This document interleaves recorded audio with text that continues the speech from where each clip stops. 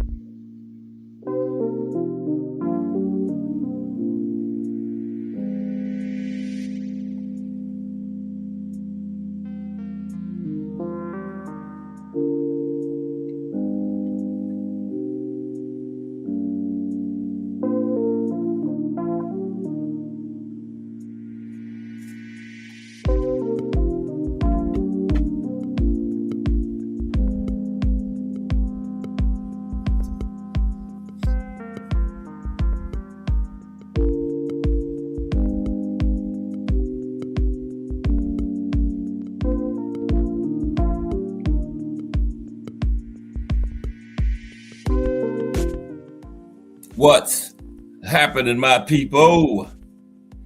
It's Cat Sports again, back for another afternoon with the family. That's right. You know what time it is. If it's Monday through Friday, 2 p.m., it's the Box Storian, bringing you all that boxing history. Boxing is the greatest sport of them all. That's why we love it. Can't get enough of it. Salute to everyone and welcome to another episode of Cat Sports, the Box Storian. Today, Brothers of Legends. Brothers of Legends has a family today. It's Thursday. We are now late in this big week of boxing history, heading toward the weekend. Brothers of Legends. What am I talking about? We're going to talk about 4 fighters today, 4 boxers today that were not top level. But one thing all 4 of these fighters had in common, they had brothers who were legendary, reached the top level of the sport, legendary Hall of Famers. You might recognize the last names. We're going to talk about Muhammad Ali, Roger Leonard, Don Fulmer, and Robbie Sims. Muhammad Ali, the younger brother of Muhammad Ali, Roger Leonard, the older brother of Sugar Ray Leonard, Don Fulmer, the younger brother of legendary middleweight from the 50s, greatest decade of middleweights ever, Don was a younger brother of Gene Fullmer. And of course, Robbie Sims was a half brother of marvelous Marvin Hagler. That's what these four fighters had in common we're going to talk about today. They had brothers that were legends, legendary Hall of Famers of the sport. Brothers of legends today. Okay? So we're going to cover those four fighters today on Cast Sports, the Box Historian, bringing you all that boxing history. But first, we are going to have our fight of the day, okay? As always, we're going to dig down into the archives and come up with a classic fight. Sorry about that little bit of noise. I'm trying to get my seat right. Sitting a little bit crooked, but now I'm perfect. Okay, there we go. Okay. So without further ado, let's get into today's fight of the day.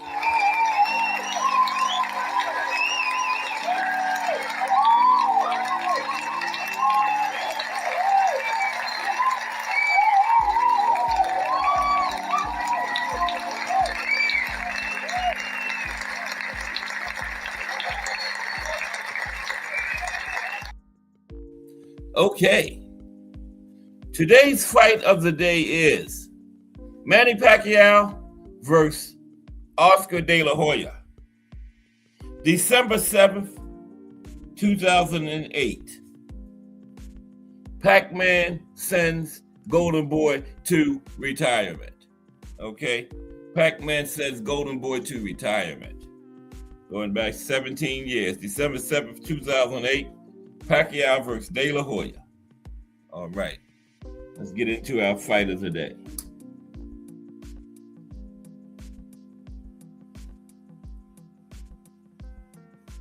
Pacquiao set the scene from round one, controlling the action and outspeeding and out-hitting Oscar De La Hoya. By the third round, Manny already knew he had Oscar beat, but he remained cautious and continued to break him down. For Pacquiao fans and boxing fans in general, it was a beautiful thing to watch. Manny took every round and did it with style. He darted in and out and side to side, always keeping Oscar off balance and proving, as Freddie Roach said,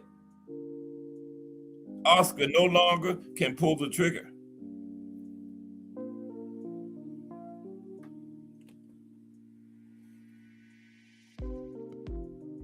Now, before the action started, there was a mini controversy over the way Oscar wraps his hands.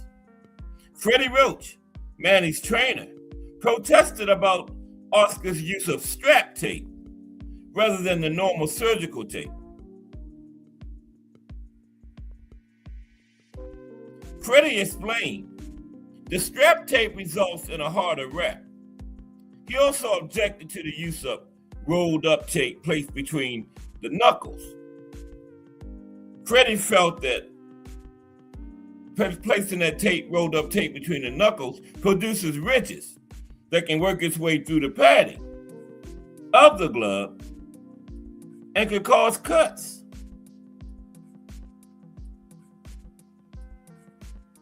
Oscar also used some type of plastic covering or sleeve for his thumb, and Freddie felt that too violated the rules. Now, Freddie lost one and won one, getting the thumb sleeve voted out, but the strap tape remained. So Freddie accepted the decision and said that he might wrap Manny's hands using the same strap tape and the same technique.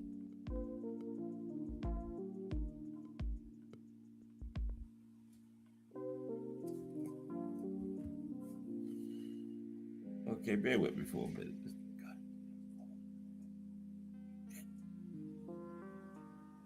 Yeah, Freddie said he might use the same type of tape that they allowed Oscar to use and the same technique, okay?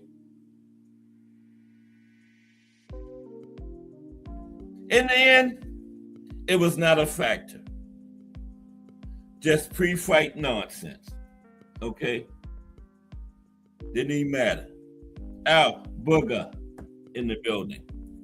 What's up, Al Booger? The fight of the day, Manny Pacquiao versus Oscar De La Hoya. This is back in 2008.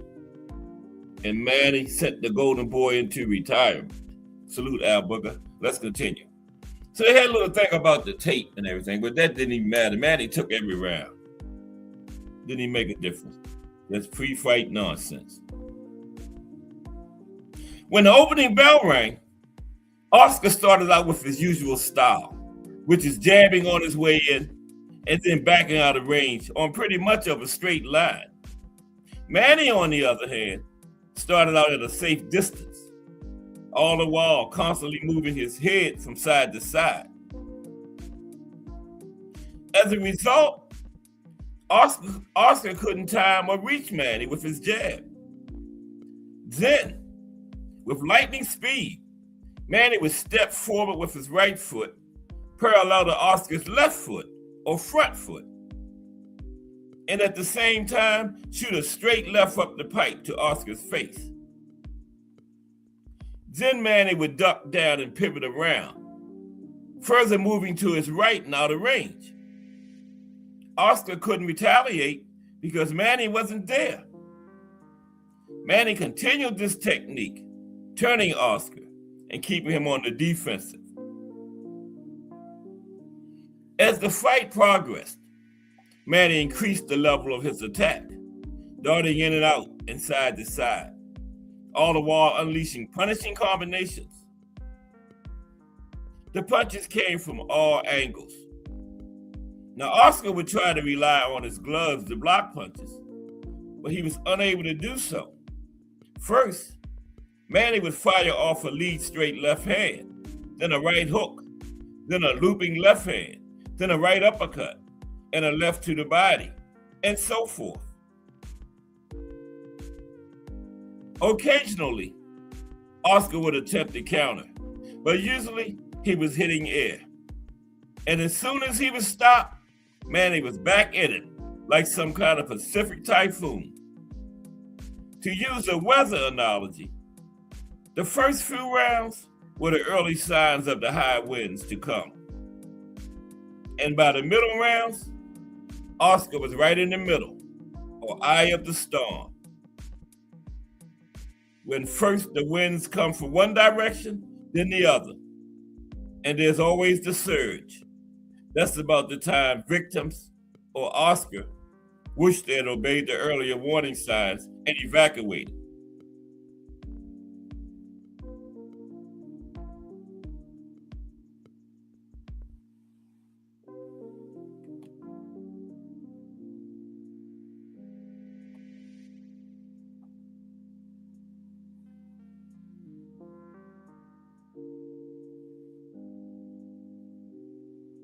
Burger says De La Hoya had absolutely nothing for Manny that night. Nothing, Al Booger.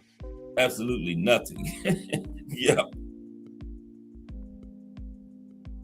Now, all the pre-fight hype about the size advantage Oscar would enjoy meant nothing. Speed and power were the keys to this fight. And not only hand speed. No. As much as anything, Manny had tremendous legs. Those sturdy limbs enabled him to get in and out and go side to side so fast. It seemed like Oscar thought he was fighting two people, right? Manny was going in and out and side to side so fast, Oscar probably thought he was fighting two people. Those big calf and thigh muscles Manny had also gave him tremendous punching power. Make no mistake about it. This was no pretender from a lighter weight class, who many thought was audacious in his challenge to the Golden Boy. No. The swelling and bruises on Oscar's face attested that fact. Manny was no powder puff puncher with an unrealistic dream. At that time in the sport, Manny was the best pound-for-pound fighter in the world. He was a supremely confident and talented fighter who had steadily improved with each fight, making himself, with the help of Freddie Roach, into one of the fiercest destroyers in the fisting world. Yeah, man, he was on fire. As a matter of fact, he was fighter of the decade from 2001 to 2010. BBO Sports TV in the building. Salute BBO. Going through our fight of the day today. Manny Pacquiao versus Oscar De La Hoya. Manny won every round before it stopped him. Then we're going to talk about some brothers of legends. Okay? We're going to get into that in a few moments. But yeah, Manny was pound for pound number one in the sport at that time. I think around that time, Floyd had fought Oscar and had retired, remember? Okay, so let's continue. Now, as things unfolded, Oscar's corner wanted him to make extensive use of the jab and then follow up with a 1-2 combination fired at 45, which meant an upright angle to penetrate Manny's defense. But as Freddie Roach advised, Oscar just couldn't pull the trigger, right? By the 7th round, it was readily apparent to all watching that Oscar had it. Like Al Booker said, Oscar had nothing for Manny that night. By the 7th round, everybody watching saw Oscar had it. He was getting pummeled from all angles. And at one point, Oscar appeared to want to reach for the ropes for needed support. And then, referee Tony Weeks moved steadily closer, ready to pounce in at any moment and call a halt to the fight. Tony Weeks was watching Oscar closely, because by the 7th round, Oscar was taking a pounding. Yes, he was. Look at that.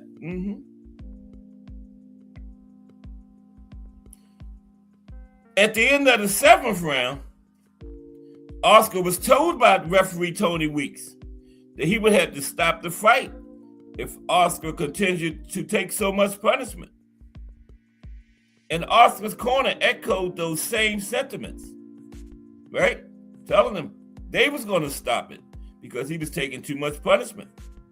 Bravely, Oscar came out for the 8th round and had one momentary flurry, but for the most part, he was still on the receiving end of a lot of punishment.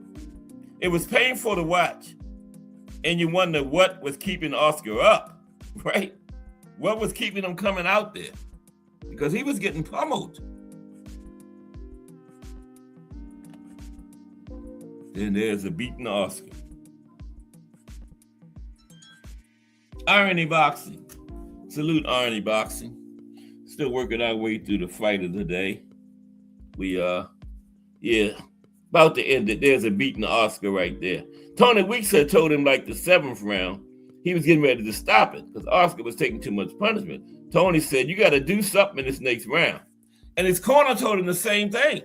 They was going to stop it, right? But Oscar came out for the 8th round bravely. Yeah, he does have one of those best resumes, Arnie. But yeah, he was toward the end here. Yeah.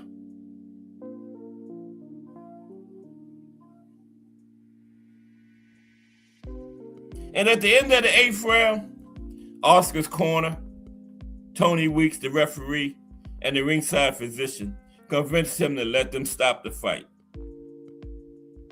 They told him something he already knew too well, and that was, you are taking too much punishment, and you just can't deal with Manny's speed. Now, lesser fighters would have quit much earlier. Oscar had to know that even when he did land a few punches, once in a while, it was changing nothing. Your Manny was just too much that night.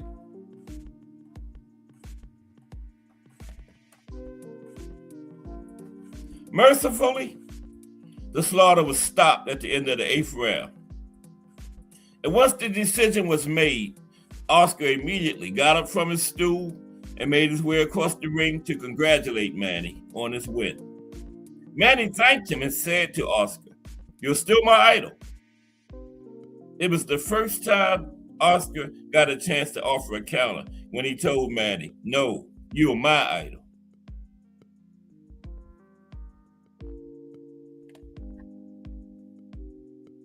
Now, the MGM Grand Garden Arena crowd had many celebrities in the audience that night.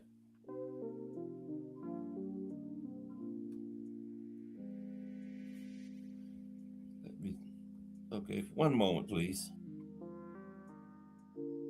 Yeah, it was many celebrities in the audience at the MGM Grand that night, right? And one of them was Ricky the Hitman Hatton. Now, Hatton was seen drooling at ringside over the prospect of fighting either Oscar or Manny. Hitman was getting the winner. Now, Ricky Hatton was no fool, and he realized the fight with either Oscar or Manny would be an enormous payday for him, probably his biggest payday ever. Now, the chances of Oscar dropping down to 140 pounds seemed remote.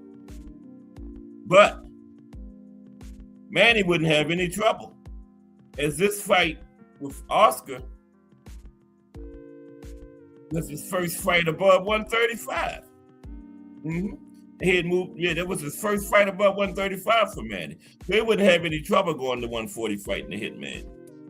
And the promoters' wheels were probably already turning. And the biggest problem between the Hitman Hatton and Manny might be finding a place big enough to accommodate all the fans coming from England. You know how they followed the Hitman everywhere. And then Manny's fans from the Philippines, Mexico, and all parts of the pugilistic world. And at that point, a fight between Manny and the Hitman was one of the biggest fights in boxing. And there you have it, the fight of the day. And there's your winner, the Pac-Man, Manny Pacquiao. What's up, Thomas Hill? In the building. Yeah, but okay, so now we're going to talk about some brothers of legends. You know, what I mean is we got Muhammad. Well, all four of these fighters we're going to cover today, none of them were top level, okay? But all four of them, what they had in common, all four had brothers that were legendary fighters in the sport. You'll recognize the last names. We got Muhammad Ali, Roger Leonard, Don Fulmer, and Robbie Sims. Now, you might not recognize that last name, Sims, but he was the half-brother of Marvelous Marvin Hagler. Muhammad Ali, Roger Leonard, Don Fulmer, Robbie Sims. What they had in common, they were all brothers of legend, okay? And we're going to start out with Muhammad Ali, younger brother of Muhammad. Only sibling he had. I could have sworn Ali had some sisters, but he had a lot of daughters. I was thinking a couple of them daughters was his sisters. He only had one sibling, his brother Muhammad, who was 2 years younger than Muhammad. Yeah, he's going to be first. Here they are.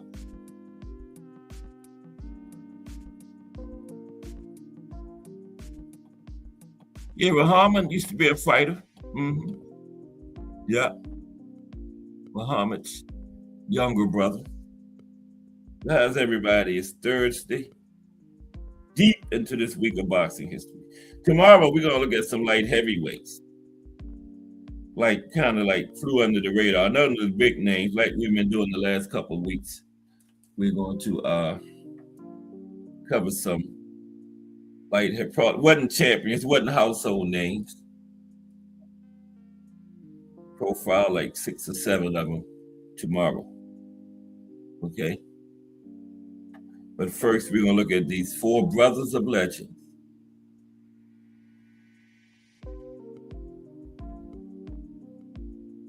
I think. Muhammad.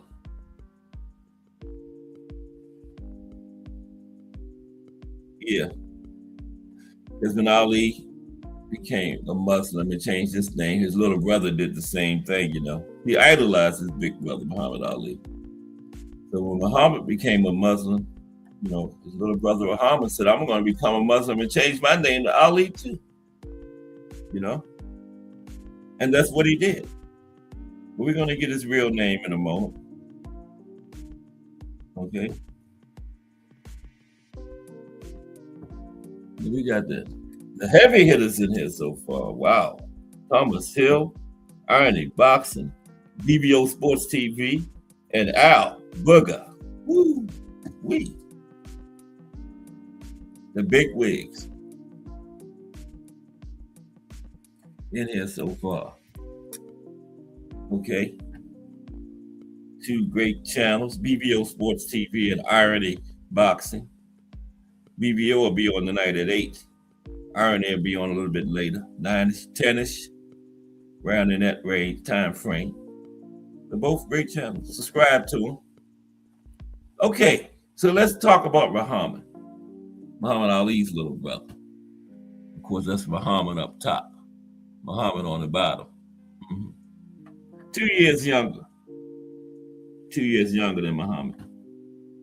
Yeah.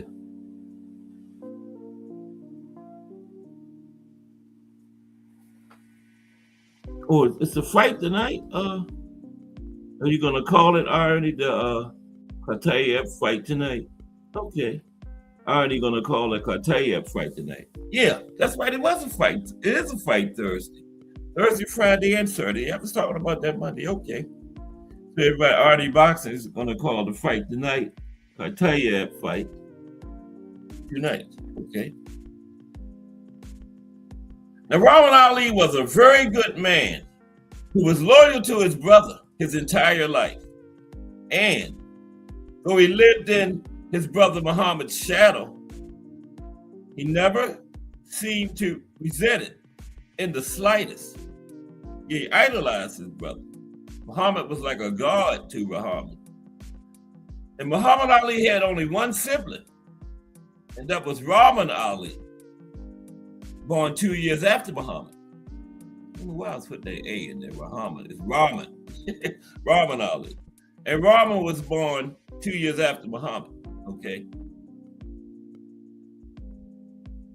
Now, Charlene M. Shanklin, a Louisville writer, said of the two brothers, if you were from Louisville, Kentucky, you always saw the two brothers together. Rahman was his brother Muhammad's biggest supporter. So who was Rahman Ali? Okay. Who was Rahman? There's Rahman. Let's talk about it. Just who was he? Well, we knew it was Muhammad Ali's little brother, but who else was he? Muhammad Ali was born, his government name was Rudolph Valentino Clay, right? Rudolph Valentino Clay, born on July 18th, 1944. Of course, the younger brother of Cassius Clay, who later became Muhammad Ali. Younger brother of Cassius Clay. And the parents, Cassius Marcellus Clay Sr. and Odessa Clay. July 18th, 1944. 2 years after Muhammad. Now, some works on Muhammad Ali say Rahman was named Rudolph Arnett Clay at birth, while others say he was named Rudolph Valentino Clay. I couldn't find out which, but Rudolph Valentino Clay or Rudolph Arnett Clay. But he was Rudolph Clay. Okay, we do know that for sure. Now, Sports Illustrated claimed he was named Rudolph Arnett Clay, but his father belatedly rechristened him Rudolph Valentino Clay. Okay, so Sports Illustrated says his father, he was originally Rudolph Arnett, and his father changed his name to Rudolph Valentino. Okay, now the two brothers were very close growing up and remained close throughout their entire lives. Because, you know, every fight, when that fight ended, Rahman was one of the first ones in the ring, remember? Look at some old tapes of Ali fights when it ended.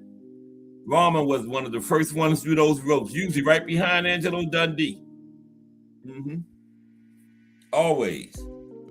Now, Rahman would come to be known as Rock, a nickname given him by Muhammad. Now, conversion to Islam. Okay, conversion to Islam. Just like his brother Muhammad, Rahman converted to Islam shortly after Muhammad did. Told you he worshipped his brother Cassius. And when Cassius converted to Islam and changed his name to Muhammad, Rahman immediately did the same thing. Okay, very shortly after Muhammad, after Cassius converted. And he joined the Nation of Islam and was given the name Rahman by the Nation of Islam leader at the time, Elijah Muhammad. Okay, just like his brother was given the name Muhammad. Okay. In Arabic, Rahman means merciful or most gracious. Yeah, that's what it means. Merciful or most gracious. It is one of the 99 names of Allah, signifying his attribute of boundless mercy. The name is derived from the root RHM, which according to Islam scholars relates to mercy, compassion, and kindness. And Rahman, like his brother Muhammad, was a boxer. Okay? He was a boxer. He was a professional boxer. Mike Rim has arrived. What's up, Mike Rim? How are you today? He was talking about yesterday the most significant figures in boxing history. We got all the most significant figures of Cat Sports Podcast in here. Mike Rim, Thomas Hill, Arnie Boxing, BBO Sports TV, and Al Booger. Yeah, talk about significant. Some of my most significant supporters right there. Okay, but let's continue. But salute, Mike Rim. Good to see you today. Yeah, Rahman was a boxer too. But Mike, we talking about brothers of legends today. All four of these fighters we're going to cover were at top level, but they all had brothers that were legendary Hall of Famers. Muhammad Ali, Roger Leonard, Don Fulmer, and Robbie Sims. He was Hagler's half-brother, Marvelous Barbara Hagler, but they were very close, right? Marvelous and Robbie. They grew up together, okay? So yeah, back to Rahman though. First, we're going to get to Robbie. Now Rahman, just like his brother Muhammad, he was a boxer, okay? Was a fighter. Didn't reach the heights his brother reached, obviously, but he was a fighter. I've seen a couple of, I've seen him on tape, film. I've watched a couple of them. Wasn't bad, you know. Tried to, of course he tried to emulate his brother, you know that. He did it, he tried to emulate his brother at everything, and he tried to move and all that kind of stuff, just like Muhammad. Now, Muhammad Ali was also, like his more famous brother, a skilled boxer. But his record was not as good, and he did not achieve the fame Muhammad did, because he simply was not as gifted as his brother, as an athlete and fighter, okay? Anyone who wins a professional fight is a skilled boxer. But magnify that ability level tenfold to get good enough to contend for a title. And Muhammad Ali simply was not at that level. Okay, just wasn't at that level. Never won a title. I don't even think he ever fought for a title, to be honest with y'all. The Rahman, like his brother Muhammad, started boxing in a Louisville, Kentucky amateur boxing league. While his older brother Muhammad went to the 1960 Olympics, Rahman was not selected and remained an amateur until February 25th, 1964. That was right around the same time Ali fought Lister. Rahman turned pro because he fought Lister in February 64, right? I don't know the exact date, but Rahman turned pro that same month.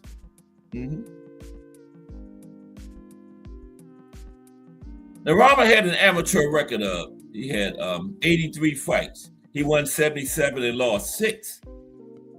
But he won no major tournaments, right? Didn't win any kind of major tournaments or anything as an amateur. No major titles as a pro either. Now, he did try for the Olympic team, okay?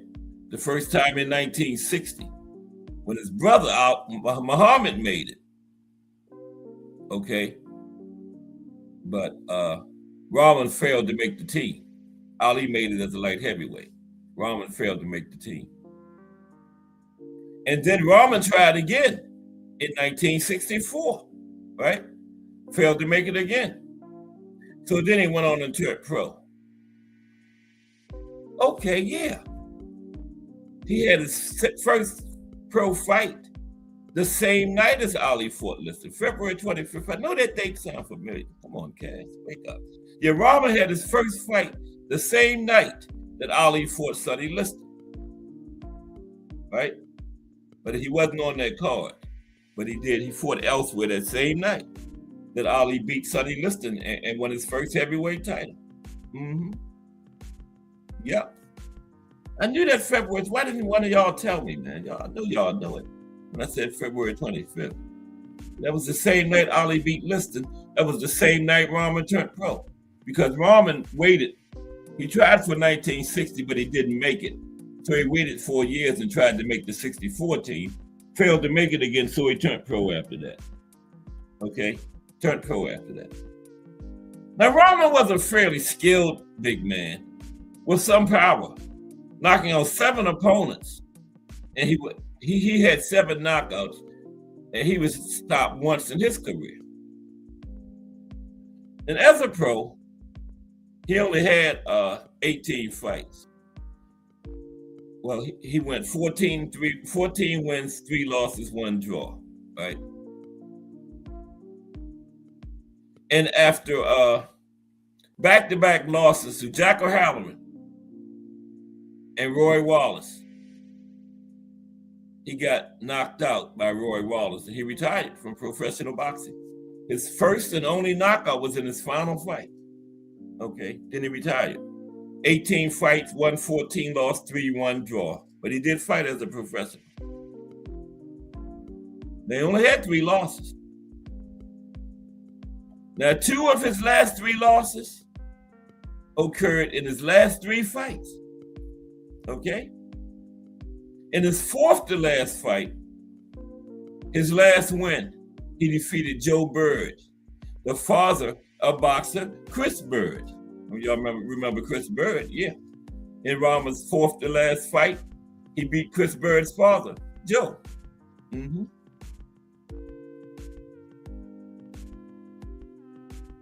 Now, Rahman said he would have been more than a mere journeyman had he concentrated on his own career instead of his brother Muhammad's. Okay? Yeah. He concentrated more on Muhammad's, even as an amateur, than he did his own. And he said he would have went a lot further if he had. Rahman said, I was a very good boxer myself, but I helped my brother. So I cut my career to help my brother. And had one hell of a time accompanying my brother throughout his career. And my brother's career was very good. That's an understatement. He's the greatest. So Rahman, at the expense of his own career, supported his brother.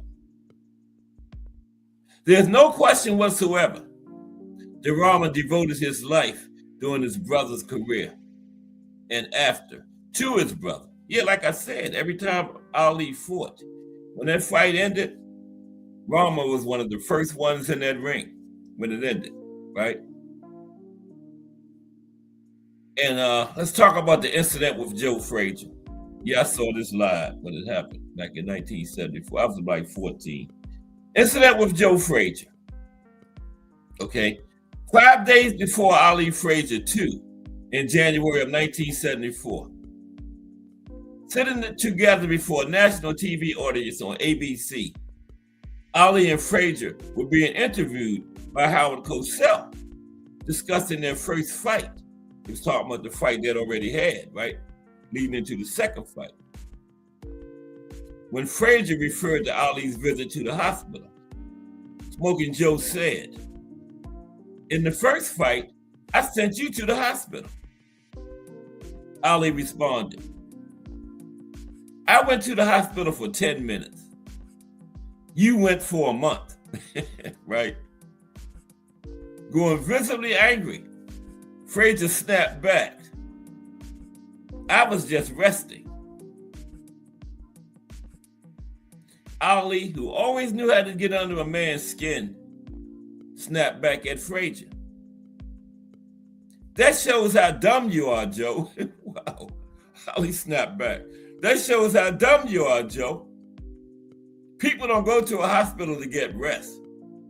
See how ignorant you are?" Frazier, who had to leave school to work on a farm at age 13, was kind of sensitive about somebody calling him dumb. He was incensed when Ali said that, and he screamed at Ali, "I'm tired of you calling me ignorant, Ali, all the time. I'm not ignorant." Frazier then stood up. Ali was still sitting down. Frazier stood up and towered over Ali with his fist balled up. The rage was obvious. This wasn't no publicity stunt. I saw this when it happened live. Frazier stood up with his fist balled up, towering over Ali. Ali was still sitting down. Then Ali's brother Rahman, believing Ali was in real danger, rushed onto the stage to protect his brother. Frazier turned to Rahman and said, "Okay, you in this too?" Ali had to that point remained seated, thinking he could avoid setting off a real fight with Joe. But when Joe turned to his little brother, seeing the situation spiraling out of control and a threat to his brother, Ali jumped up then and grabbed Frazier in a bear hug, and they rolled off the stage and onto the studio floor. Yeah, Ali was going to try to sit down and, let Joe calm down, because it takes two to make a fight. But when his brother Rahman rushed up there, and Joe turned to Rahman, Ali jumped up then. He said, thought his little brother was in danger. Now, Bobby Goldman would later relate to Sports Illustrated that Frazier was holding one of Ali's feet and twisting it like the head of a chicken, while Eddie Futch screamed, Joe, don't twist off his foot. You might ruin the fight." Eddie Futch was thinking about the fight coming up. Eddie said, Joe, don't twist off his foot.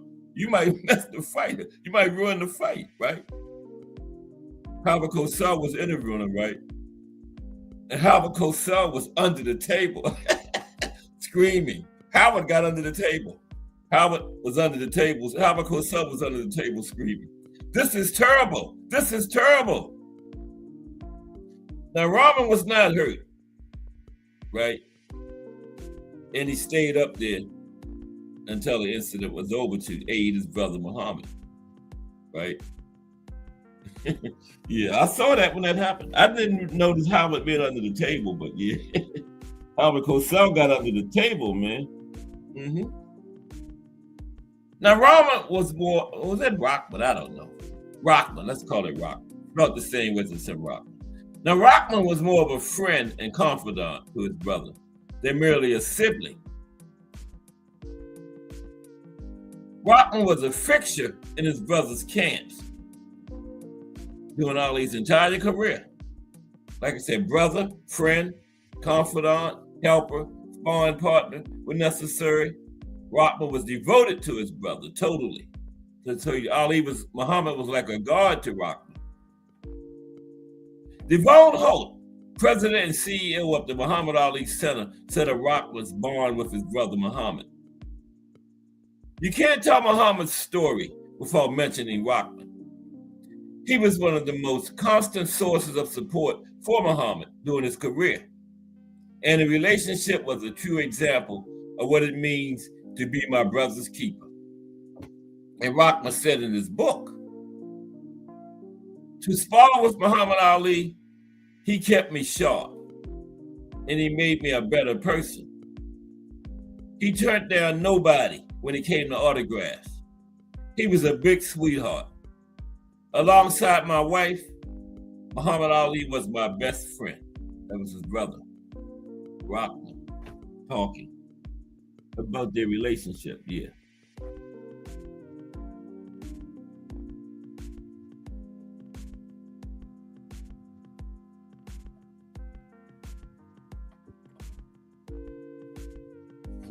You didn't see Rockman over his shoulder, the hand he pointing. See Rockman right behind him. Yeah. Mm-hmm.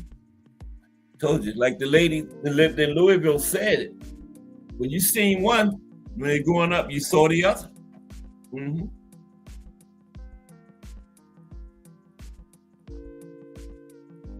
Rockman was a treasure trove of information about his brother.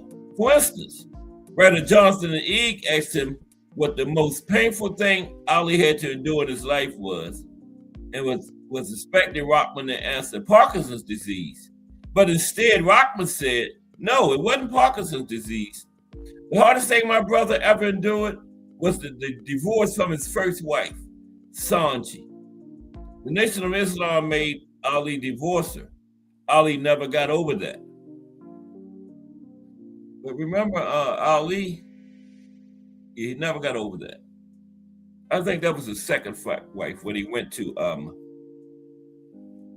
the Rumble in the Jungle with Foreman, and he left his wife home and took his mistress. And remember, his wife saw him and his mistress on TV and got on the next plane and came over there. Right? Now, according to Jonathan Eeg, Ali married his first wife, Sanji Roy, in 1964. They divorced a year later after Sanji, a lively and spirited girl, refused to accept the role the Nation of Islam assigned women or adopt the Nation of Islam dress and customs. Elijah Muhammad himself ordered Muhammad to divorce her or face the severance of sanctioning himself. Yeah, and his brother Rockman said the Nation of Islam made Ali divorce her, so that's the true story. Rockman would know. He wouldn't have any reason to lie about something like that, right? So yeah, I believe that 100%. Yeah, Howard Cosell had that kind of memory too, irony. Yeah, they said he had a crazy type memory. Mm-hmm. Yeah, so Ali, the Nation of Islam, ordered him to divorce his first wife because she wouldn't accept the customs they had for women. You know, they look at women as second-class citizens. Well, they did back then. Anyway. Now, given what later happened to Malcolm X, Muhammad rightly feared defying Elijah Muhammad. Remember, Malcolm X was killed, right? Rockman was also an expert on the nation in the 1960s under the leadership of Elijah Muhammad. Rockman released his autobiography on February 17, 2015 in a book titled That's Muhammad Ali's Brother, My Life on the Undercard, which is co-authored by H. Ron Brashear, with the foreword written by Gene Kilroy, Muhammad Ali's longtime business manager. Yeah, I had never read that, but I got to read that book. It's called That's Muhammad Ali's Brother, okay, by Rockman Ali, and his death. Now, Ali's family has a history of Parkinson's disease in the earlier generation. Like his brother, Rockman suffered from Parkinson, and it took a toll as the years passed.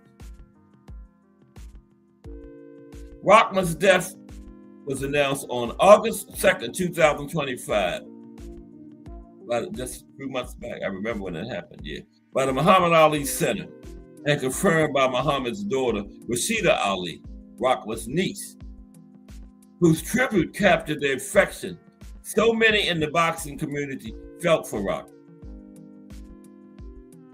May Allah ease our heart and grant Uncle Rockman the highest place in Jannah. Indeed, to Allah we belong, and to him we shall return. Uncle Rock was a source of love, laughter, and light, and his kindness touched all who knew him. Rest in peace, Uncle Rock. Hannah Ali posted a moving tribute to her uncle on Facebook.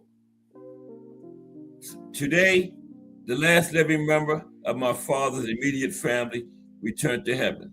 My Uncle Rockman, lovingly known as Rock, was a sweet, gentle soul with a heart as big as the world. He had that same sparkle in his eye that my father had. That same light, that same mischief, that same love. Uncle Rock had a heart of gold. He never needed a spotlight to shine. And I believe that now, from above, he and Daddy are part of something bigger, something beautiful, something meant to help heal this broken world.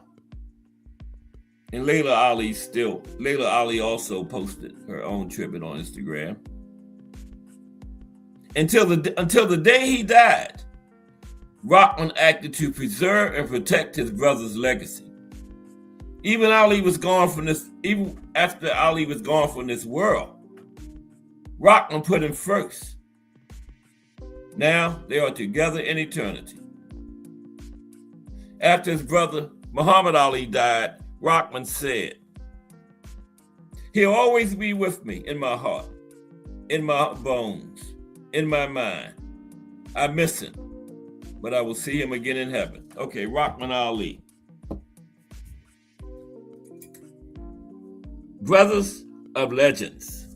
Okay, next we're going to go to Roger Leonard, Sugar Ray Leonard's older brother. Yeah, Roger was older than Sugar Ray. He's the only one older. We got Roger Leonard. We got Don Former, brother of legendary middleweight Gene Former from the 50s, one of those great 1950s middleweights. And we got Robbie Sims, brother of the legendary Marvelous Marvin Hagler. Okay, Sugar Ray Leonard, well, not Sugar Ray Leonard, Roger Leonard is next. Roger Leonard. Okay, there's another shot of Rockman. Okay, and there's Roger and Sugar Ray right there. Right. Sugar Ray on the left, Roger on the right. Yeah, damn, they look like twins. Okay, so let's talk about Roger Leonard now. Brothers of Legends today.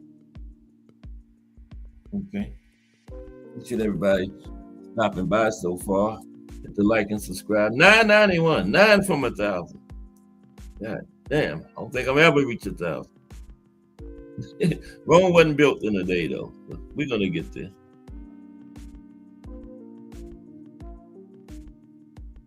But yeah, Arnie, I'm gonna try to be over there. I'm old, I always fall asleep before you come on. Arnie. But yeah, Arnie Boxing said he's gonna call a fight tonight. Yeah, but forgot it's some fights tonight. Yeah.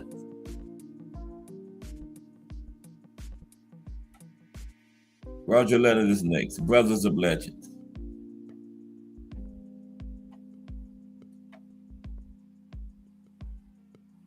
Miss Cass come up with all these good ideas. You know, she's the power behind this. Yeah. Some good subjects. Brothers of Legends. Okay, let's get into Roger. Now, could Sugar Ray Leonard's brother Roger have been a champion? Because he didn't quite make it. But let's see.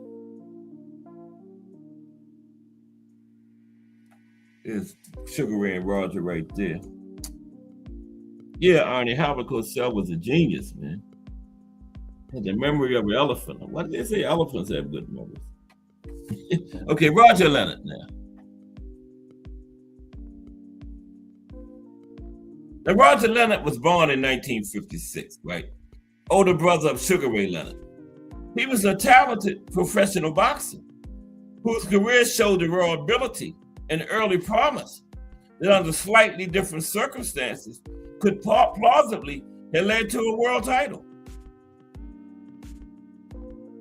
Now, assessing could have been a world champion requires weighing objective indicators from his record and context against the setbacks that curtailed his trajectory. Now, some key evidence supporting the possibility that Roger could have been a champion. Amateur pedigree and skill set. Now, Roger had a strong amateur background and displayed the polished fundamentals, footwork, and boxing IQ typical of fighters from the Leonard family camp. Observers who saw Roger praised his jab, lateral movement, and ring generalship. traits that usually translate well at the higher levels. That's early professional form. In his first 15 pro fights, Roger went 14-1 with several stoppages and competitive wins, demonstrating the ability to beat experienced domestic opposition and to handle step-up fights. Physical attributes and style. Okay. Roger had good hand speed, defensive awareness, and an ability to adapt mid-fight. And that made him stylistically attractive for success in the welterweight and junior middleweight region, where technical skill can overcome marginal size differences. Era and weight classes. Now, the late 1970s, early 1980s had multiple sanctioning bodies and frequent title vacancies. A talented, active fighter in that period, if managed and promoted well, had a realistic path to regional belts and then to a world title shot. Now, the factors that reduced those chances for Roger, okay, there were some factors that kept him from reaching the championship level. Okay. Factors that reduced Roger's chances. He had a serious knee injury. Okay. He did have a serious knee injury. A major knee injury, reportedly an ACL type injury in 1979, forced a long layoff and it compromised his athleticism. For a movement-based boxer as Roger was, a knee problem reduced lateral mobility, pivoting, and ability to maintain distance, critical attributes for Roger's style. Then momentum loss and timing due to the injury, right? Now, the injury interrupted a promising run just as Roger was entering his prime years. Boxing opportunities are as much about timing and continuous activity as talent, right? Boxing opportunities are as much about timing and continuous activity as talent. It really affected Roger. The layoff allowed rivals to advance and diminished Roger's promotional leverage. And then he has limited marquee wins. Now, although Roger had solid wins, he lacked the signature victory over a top 10 world level opponent before the injury. And that made it harder to secure immediate title shots when he came back from the injury, right? Now, if he'd have had that big win and stuff before the injury, he could have came back and jumped right back in the mix, but he didn't have any kind of big signature wins over big names, so it made it harder when he came back from the injury. Competitive depth. Now, the welterweight and junior middleweight divisions featured elite fighters, including his brother Sugar Ray, right? And other top names in boxing with greater power than Roger. Breaking into the championship tier required not only skill, but also perfect health, management, and some favorable matchmaking. Let's look at some plausible alternate histories where Roger could have became champion. No, if he wouldn't have had that major injury, right? If Roger had stayed healthy, his combination of skill, activity, and family name, that would have helped, family name, could have produced the regional belts, higher rankings, and a title shot in the early 1980s, okay? With gradual step-ups and a couple of signature wins, a world title, especially on one of the expansion sanctioning body fronts, was realistic. If he had took a different promotional path. Stronger promotional backing and earlier aggressive matchmaking, matchups designed to build status quickly, could have accelerated Roger's path to a title shot before injuries or death in the division became decisive. Weight class adjustment. Moving strategically between welterweight and junior middleweight to exploit favorable matchups could have created the path to a belt for Roger, particularly if contested on a day where technical skill outpointed the power-based champion. Conclusion for Roger. There's his brother Sugar Ray. There's Roger. Conclusion. Roger Leonard had the technical tools, early pro success, and era-specific openings that made a world championship plausible. The decisive barrier was a significant knee injury and the resulting loss of momentum, combined with the lack of a breakthrough marquee win that effectively prevented the natural progression toward a title.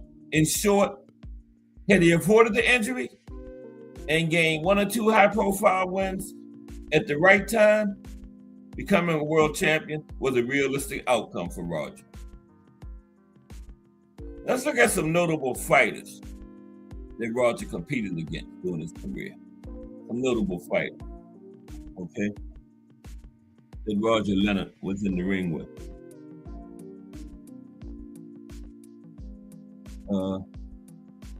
Brothers of Legends today.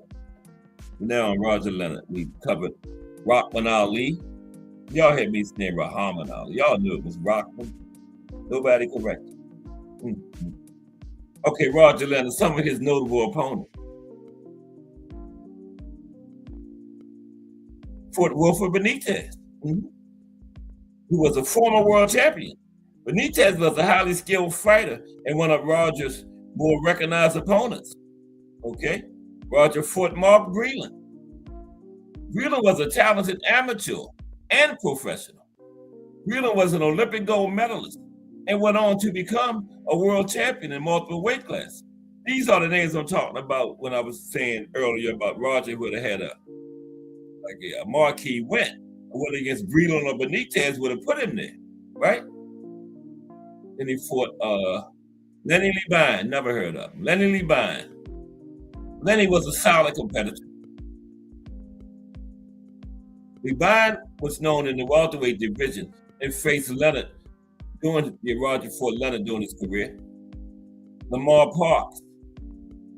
Parks was an up-and-coming fighter at the time Roger fought him. And Parks later went on to capture the WBC World Junior Middleweight title. And Roger fought him when he was up and coming. Kenny Babyface Baker. Another notable opponent. Baker was considered a skilled fighter in the welterweight division.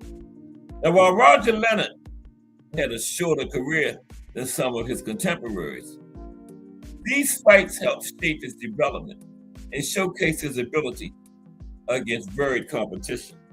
Okay, so now, one more thing with Roger. We're going to go to Don Ford, my brother, the legendary middleweight Gene Ford. How did Roger's style differ from his brothers? Sugar Ray Leonard. Okay, how did Roger's style differ from Sugar Ray's, his brother?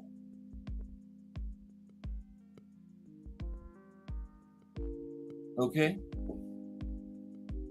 look at that. He still got Hagler's brother too. Now, Roger Leonard's boxing style has some notable differences compared to his brother Sugar Ray Leonard. Despite both showcasing technical skill and athleticism, here are some key distinctions. Footwork and movement. Now, Sugar Ray was known for his exceptional footwork. Sugar Ray often used it to create angles, evade punches, and close distance. Ray had a more fluid and bounce-heavy style, allowing him to move in and out quickly.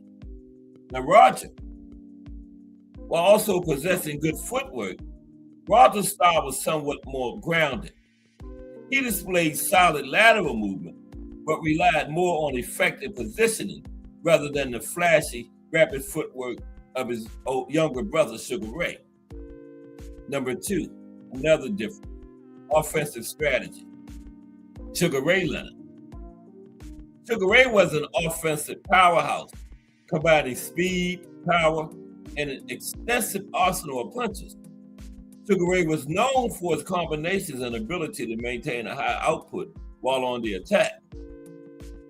Now, Roger was offensive strategy. Now, while Roger could throw combinations, he often focused on single, precise punches, utilizing his jab as a fundamental tool. His style was more methodical than his brother's, emphasizing accuracy over volume. The defensive approach, looking at some differences between Sugar Ray and Roger Leonard. Okay. Man.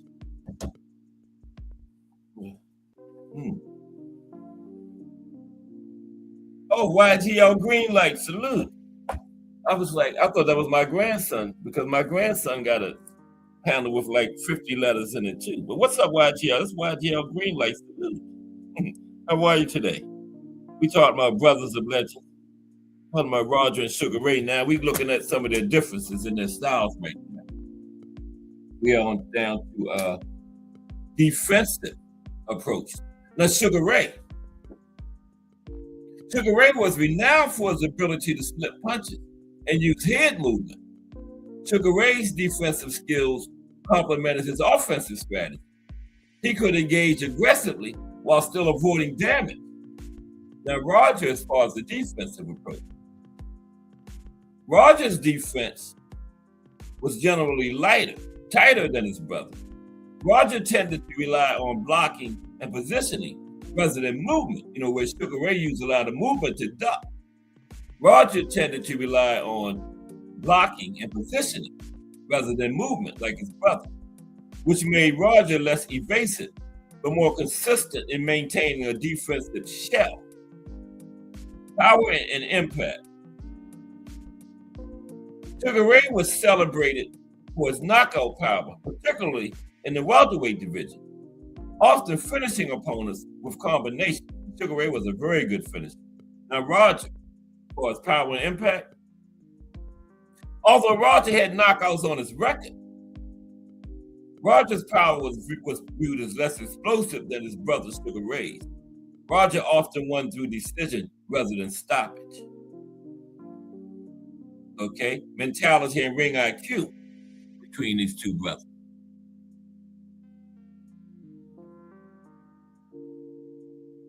Sugar Ray had a reputation for adaptability in the ring, often changing tactics mid-fight to exploit his opponent's weaknesses. Now, Roger also displayed good ring intelligence, but was more focused on executing a specific game plan. His boxing approach to fight was a bit more straightforward than his brother Sugar Ray's. Summary. Okay. Now, while both brothers were skilled boxers with strong fundamentals, Sugar Ray's style was characterized by flashiness, volume, and power, while Roger's was more methodical, relying on precision and solid fundamentals. These differences reflected not only their personal attributes, but also their approaches to the sport of boxing. Okay, let's go to now Don Foreman, brother of the legendary Gene Foreman. Okay, Don Foreman. Gene Foreman was one of those legendary middleweights I'm always harping about. I call it 50s. And Roger and Gene fought in the 50s, but I call it Roger. But they're both for middleweights too. But I call the 50s the greatest decade of all for middleweights. Yeah. Mm-hmm. Yeah. When I used to do the fantasy matchups, remember I used to do the fantasy matchups? Hagler, King Carlos Monzon, and Harry Greb took numerous L's against the 50 middleweights in the fantasy matchups. Mm-hmm. Yeah. So Don Foreman, brother of Gene, legendary middleweight. Gene Foreman. Hmm.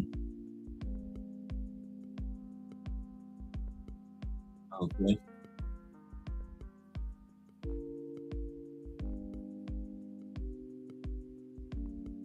Oh, yeah. Let's see. There's uh there's the two brothers, the Fulmer brothers. That's Gene Fulmer, more known on the left, and Don on the right. Gene was a champion, like a two or three time world champion. Gene beat Sugar Ray Robinson. Mm-hmm. You know, Sugar Ray beat him too, but yeah, Gene had to win over Sugar Ray at middleweight. That's Don on the right, the younger brother, brother of the legend. Okay, so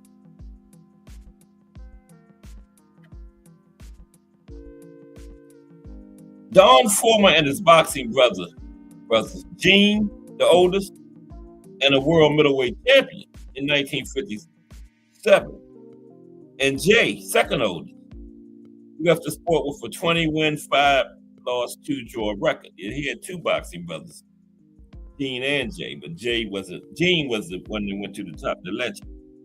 Okay, and Jay left after an eye injury.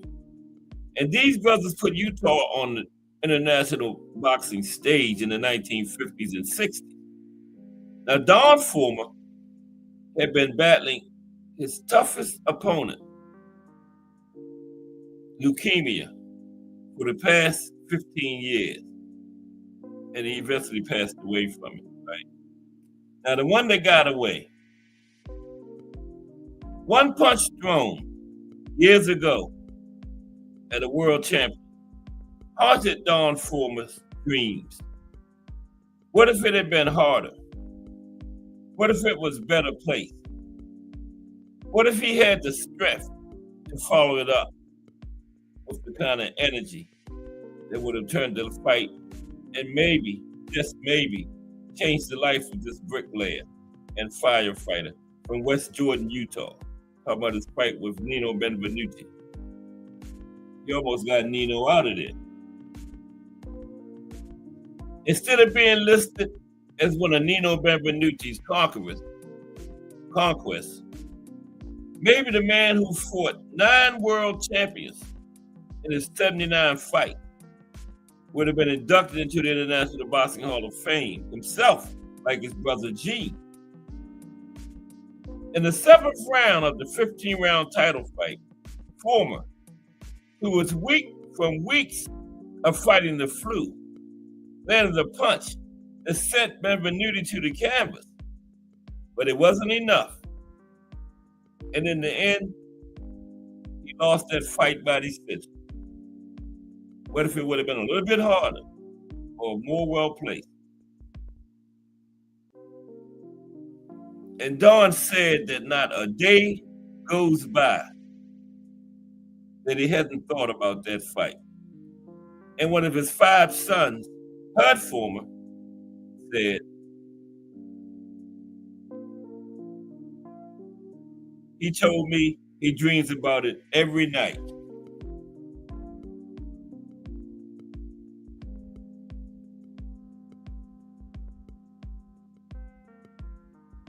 Now, growing up a Fulmer was both a blessing and a curse, okay? But it didn't begin with Don, Jay, or even his legendary brother Gene. It began with a man so adept at fighting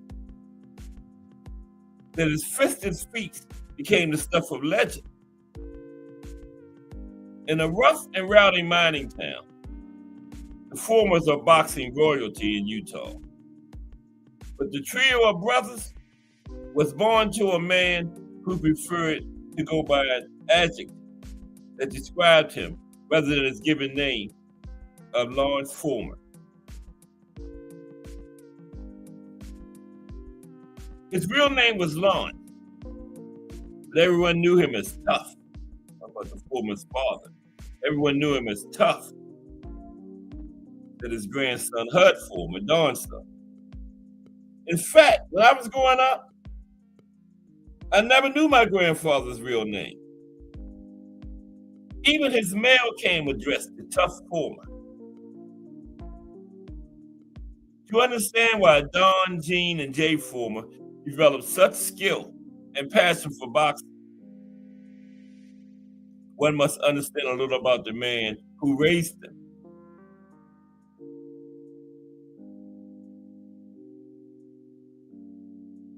The men from the Salt Lake Valley, southwest corner, grew up hard and fast, and most had a chip on their shoulder. All of the Former brothers grew up listening to tales of tough adventures in bar rooms, brawls, and on street corners. I thought they were kind of exaggerated, Don said with a slight smile.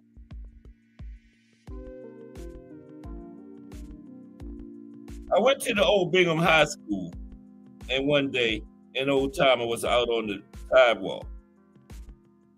He didn't know who I was. He started talking about the good old days, and he said, it was really rough in the old town of Bingham. I remember a guy knocked 6 guys out in a bar one night. It was old Tough Former. He didn't know he was talking to one of his sons. I said, I guess if other guys are telling stories about my dad, maybe some of it's true.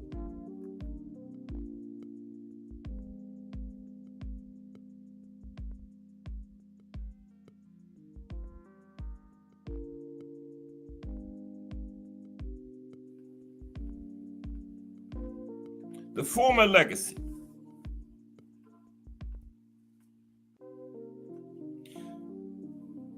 Now, fighting Nino Benvenuti was the pinnacle of Don Former's career. Okay, I think that was his one championship shot.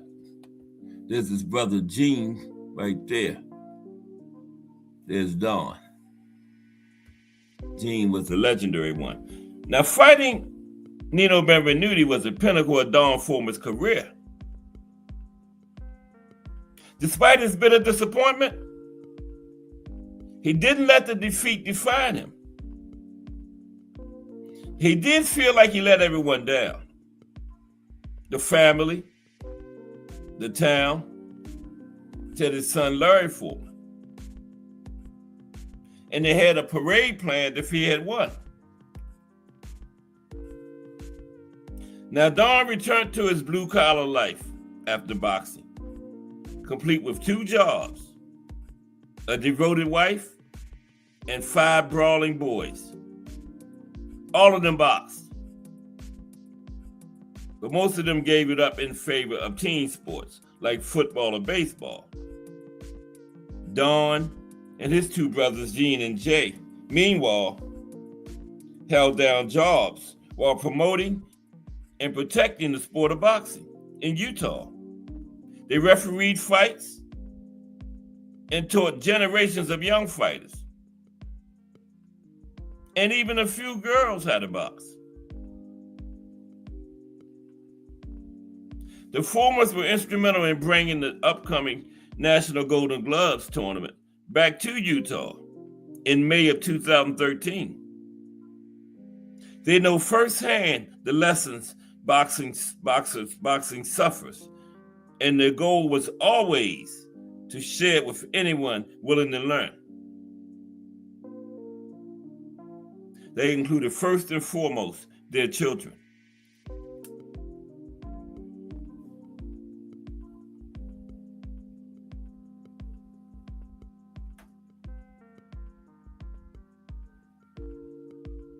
And when you look at Don Former through the eyes of his sons, through the eyes of the boys in that gym, suddenly the fight against Benvenuti seems like it went just the way it should have went. It's been a great legacy, said Troy Former, of the family's efforts to keep boxing alive and well in Utah. It's been a great life.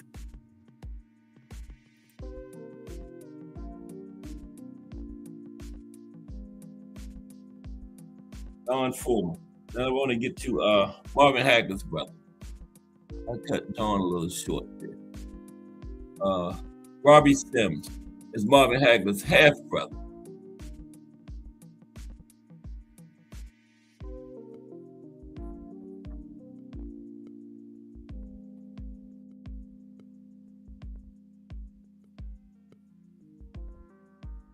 There's Robbie right there. Yeah, there's Robbie Sims. That's Hagler's half brother. Let's get him in. Brothers of Legends today. 4 fighters, they had legendary brothers. Now, Robbie actually beat Roberto Duran. Mm-hmm.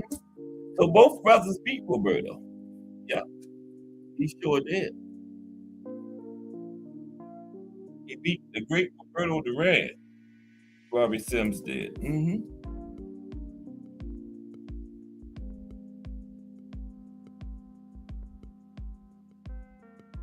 Yes, he did.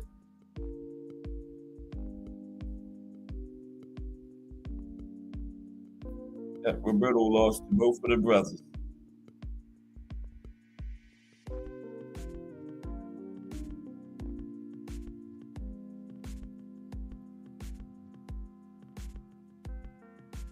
Okay, Robbie Sims.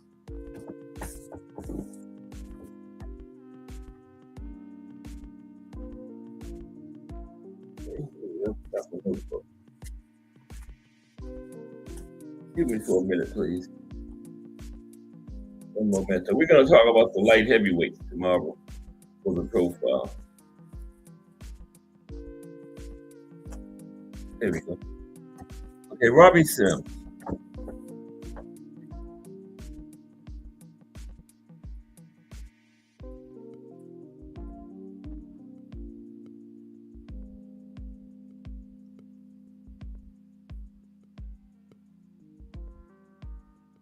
Try that again.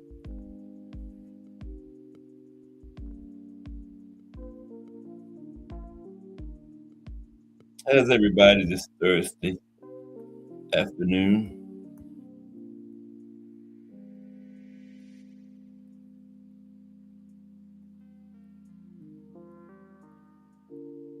T.O. and securing press conference yesterday. I don't think they sold one ticket with that press conference they had. Okay, here we go. Let's talk about Robbie. Younger brother of the marvelous one. Gee.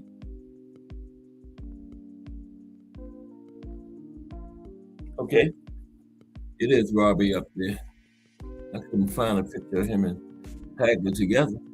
Nowhere. That's all.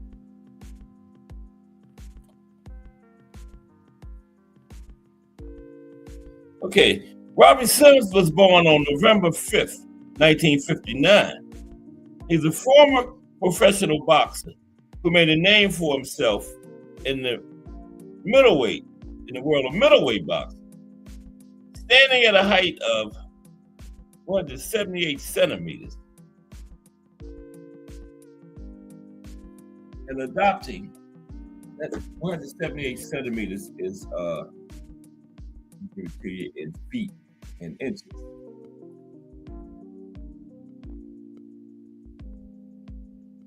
Whatever, so 178 centimeters.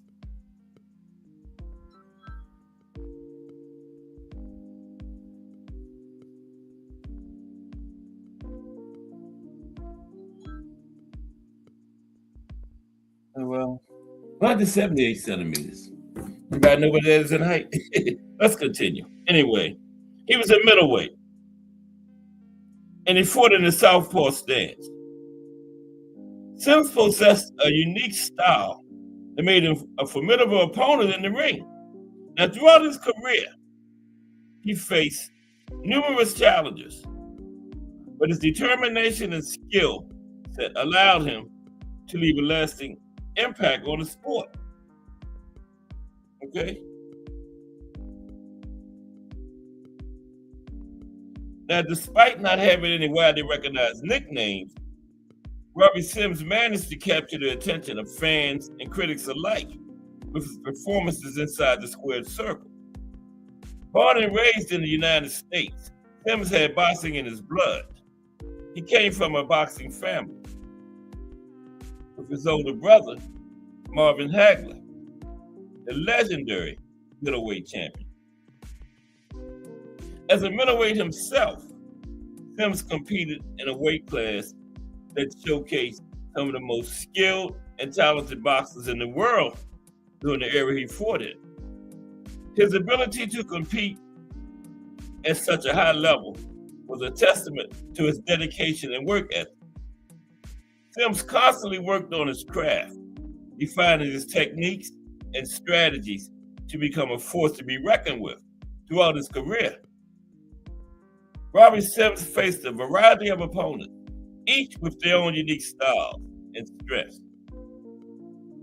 The middleweight division was known for its deep pool of talent at the time, and Sims embraced the challenge of facing off against top-level competition. He understood that his success depended on his ability to adapt and overcome the different styles he encountered. One of Sims' most notable fights occurred in 1984 when he squared off against former world champion Frank Fletcher. Now, the matchup was highly anticipated, with fans eager to see how Sims would fare against such an experienced and skilled opponent. The fight ended in a draw, with both boxers displaying true grit and determination. Sims' career spanned over a decade, and he consistently strived to improve as a boxer. His commitment to the sport was evident in his training and preparation for each fight. He had a natural athleticism combined with technical prowess, making him a formidable opponent for anyone who stepped into the ring with him.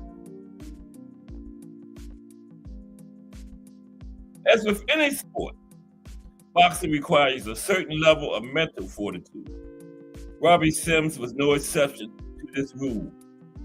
He had to deal with the pressure and expectations that come with competing at such a high level. However, Sims never let these factors deter him from pursuing his dreams and giving his all each time he stepped into the ring. Unfortunately, like many athletes, Robbie faced his fair share of setbacks and challenges. Injuries and personal issues sometimes took their toll on his career, but he never gave up.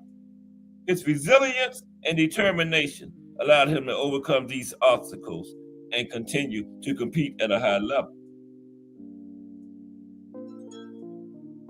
Today, Robbie Sims may not be as widely recognized as his brother and some of the other boxing legends of his time, but his impact on the sport cannot be denied. He served as an inspiration to up-and-coming boxers and left behind a legacy that will be remembered for years to come. While his professional boxing career may come to an end, Robbie Sims will always be remembered for his contribution to the sport. His dedication, skill, and tenacity serve as a reminder of what it takes to succeed in the commanding world of professional boxing. Whether in the ring or in life, Robbie Sims proved that with the right mindset and unwavering determination, anything is possible. Robbie Sims, younger half brother of Marvin Hagler. Now, Robbie, his style, boxing style for Robbie. Now, Robbie boxed as a southpaw, and he was considered more of a boxer, relying on skill and technique rather than a slugger, okay? He was known for his combination punch and strong inside game. He was also a skilled counterpuncher, and he always stayed composed under pressure, Robbie Sims. And remember, he beat the hands of stone, Roberto Duran, okay? Robbie knocked out at He knocked out an inexperienced Iran Barkley, outpointed Doug DeWitt, and he rose to prominence as a middleweight contender by a very big win, defeating Roberto Duran in 1986. He lost to Sambu Kalambe in a shot for the WBA title in 1988. So he did get a title shot. He lost WBA 1988 to Sambu Kalambe. All his losses were on point, except a knockout in the 7th round against Nigel Benn. Only stop was against Nigel Benn, right? He was trained by famous Brockton-based trainers, Pat and Goody Petronelli, same ones that trained his brother Marvin Hagler. Mm-hmm. And they had a career record of 38 wins, 10 losses, 2 draws, and he had 26 knockouts. That's up in the 70s. 26 knockouts and 38 wins. Let's see.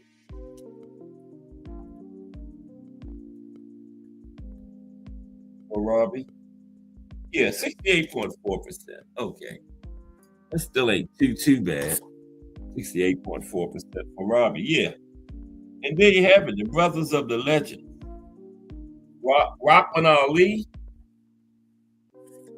brother of Muhammad Ali, Roger Leonard, older brother. Rahman was a couple years younger than Muhammad. Roger Leonard was the only one older in the order. He was older than Sugar Ray. Roger Leonard, Don Former, Gene Former's little brother, and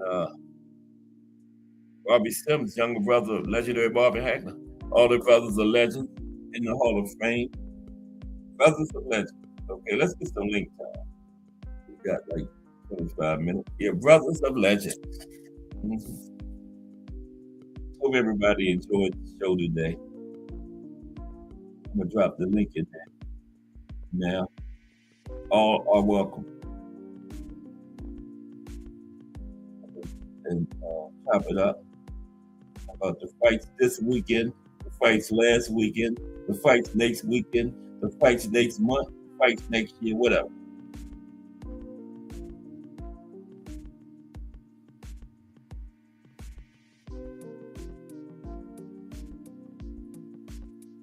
Okay.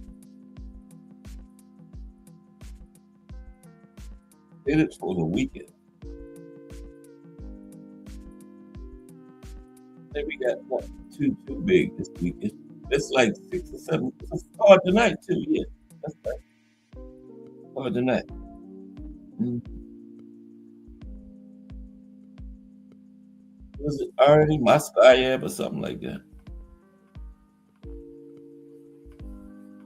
Something like that.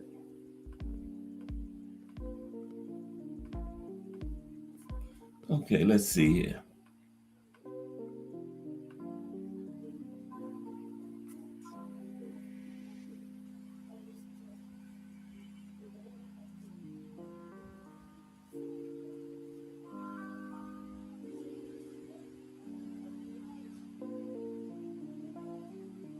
Okay, there's the link for anybody who wants to hit it. And let's see. I have some things about some of the let's see. Something on weight cutting. I'll be waiting for somebody to hit the link. That was yesterday. Let me see if I can get it to come up. Today is the 11th, right? Yeah. See if I can get that to come up. Weight cutting.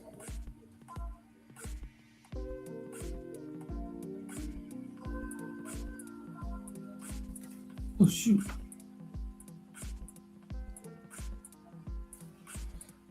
All right.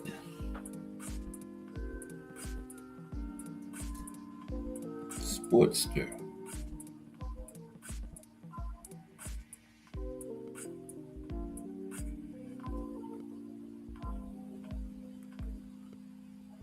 Yeah, we're going to talk about light heavyweights tomorrow.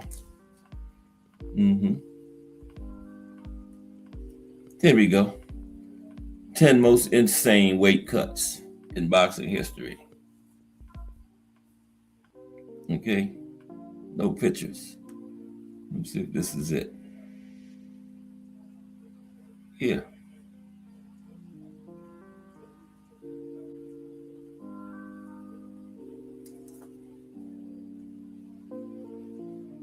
Yeah, this is it. Okay. This is something about weight cutting. 10 most insane weight cuts in boxing history. Now, love it or hate it, weight cutting is a major part of combat sports. Okay. Oh, there's an Arnie Boxing.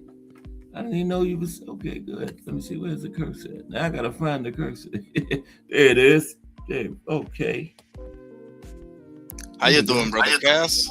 Arnie? Oh, I'm doing pretty good. How you doing today? Awesome. I'm good. Thank you. It's great to see you again. Yeah. Where you been? I haven't seen you in a minute. Yeah, I took some time away from everything, Okay. personal stuff, but we're good now, thankfully. Okay, that's good. Yeah, got to do that sometimes, Yes. Yeah. So you've been. I know you're back on the air, right? Yes. Yeah. Yesterday night and the day before yesterday as well. Yeah. Okay. What time those fights start tonight? The card. I read 11 p.m. Eastern time, but it's in Canada, so I don't know. I think it's 1 hour before us. Yeah. Okay. Or before who's me. on I it don't again? know. What's the main event? Imam Kataib versus this kid named Daines, Dines. Okay. I don't know too much about him, Yeah, but me neither. we'll see. We'll see if Kataib is a serious contender. Do you think he's a serious contender? I don't know. I'm not sure. I gotta look at him a little bit more. I'm not sure about Maskaya. What weight is that anyway? I don't know too much about him. Should be 168, right? But 168. oh, I'm okay. sorry. No. It's 175. I'm sorry. 175. I don't know about. Wow. Because the thing is, as good as the performance against David Morrell was, first of all, he popped 30. Let's not forget about that. That's right. But it was more of Morrell. I was more disappointed at Morrell, and I was so high on Morrell like a year ago. You have no idea. I mean, because I've been raving about Morrell for the past God knows how long. But he really messed it up for me. He got to prove himself for real now. Oh, he got to get you back interested, huh? Because I mean, listen, you're here's the way I look at it, right? Like you're feeling yourself way too much in the fight. You haven't even won a world title yet, bro. You really haven't did anything. So let's pump the brakes here. I mean, and I know you're the goods, but let's pump the brakes here, bro. Show some respect. Listen to the coach. Listen to the trainer. I don't like stuff like that. I don't. Didn't Ronnie Shields leave or something? Or he left Ronnie Shields? Yeah, I mean that was a foregone conclusion. I mean, there was no chemistry there whatsoever. Yeah, I noticed that. Yeah. And he would routinely, I would see in the corner, like Ronnie saying stuff, and obviously there's somebody translating to Spanish, and he would like nod his head and this and that, and then go and do the opposite. Yeah, it seemed like the body language used to be off too between them, in the corner. You can kind of like tell sometimes when something ain't right. So who is Morrell's trainer now? Salas. Oh, Salas. Okay, that's not too bad. Arnie, what you think about? No, go ahead, finish. No, bro. You go. No, what you think about last weekend's card? Can you believe I haven't seen one fight yet? I was still in my hiatus. Man. I didn't even see it was weird. I didn't even see Jaio Petaya. Oh man, you missed Jai? Oh. I'm still trying to forgive myself. Trust me. Okay. Yeah. But I know the results, though. I know the results. I know draw for Roach. I know Oshaki and Opetaya and even the UFC results. I was impressed by Oshaki. Yeah. Austin Trout fought as well. Austin Trout fought in bare knuckle as well. Did you know that? No, I didn't know that. He fought on Friday, and did he win? Yes. Because he's the champion over there, right? Yes. Yeah. How about it? Huh? How about that? Austin. Yep. I've seen him fight bare knuckles before though, a couple times. I didn't see this last one though. Yeah. It's Tough pretty man. good, you know. Yeah, It's you pretty got to good. be tough to do that bare knuckles, man. Oh And man, a little crazy too. yeah, a You lot know? crazy. Because some of them come into those bare knuckle fights, they already still bruised up from the last fight. Yes, It's all bruised up and eye all sticking out from the last fight coming into the next fight, man. Yeah, that's a tough sport. Yeah. it's too brutal. I Yeah. rock with it, but not as much as I do boxing or UFC or even wrestling, because I've seen some knockouts, bro, that would make you want to vomit. Like, In the seriously. bare knuckles. Yes. Okay. Um, Yeah. Yeah, that's rough. What you got on Shakur and Teofimo? Great question. I think so. I'm rooting for Shakur, first of all. Okay. But I think, and I hope I'm wrong. Trust me. But I think Yeah. it's gonna be a stinker. Yeah, a lot of people saying that. Yeah. Yes, and the reason why I believe that is because both guys, as far as this is just me, obviously.